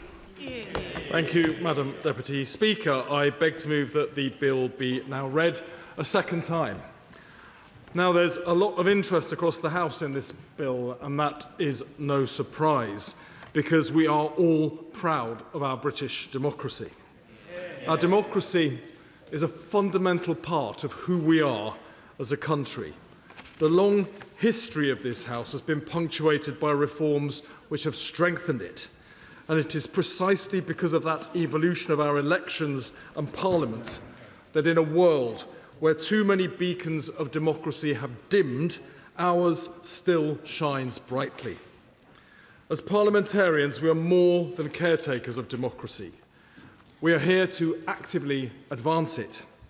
We are also here to protect it from threats. When hostile actors at home and abroad seek to sow division, using every means possible to undermine our elections, trying to destabilise the very foundations of our freedom and our democratic institutions, then we must act. That is why we are debating the representation of the People Bill today, to secure our elections against those who threaten them, to protect those who participate, to ensure our democracy remains open and accessible to legitimate voters, and to strengthen and preserve our democracy for the next generation. At the 2024 general election, Labour's election manifesto committed to strengthening our democracy and upholding the integrity of elections. We campaigned on encouraging participation in our democracy, giving 16 and 17-year-olds the right to vote and improving voter registration, while fulfilling our pledge to strengthen protections against foreign interference, as well as rules around donations. We did that. I will give way, yeah. Rachel Taylor. I thank my right honourable friend for giving way. I've come straight here from Kingsbury School in my constituency of North Warwickshire and Bedworth, where the Year 11 pupils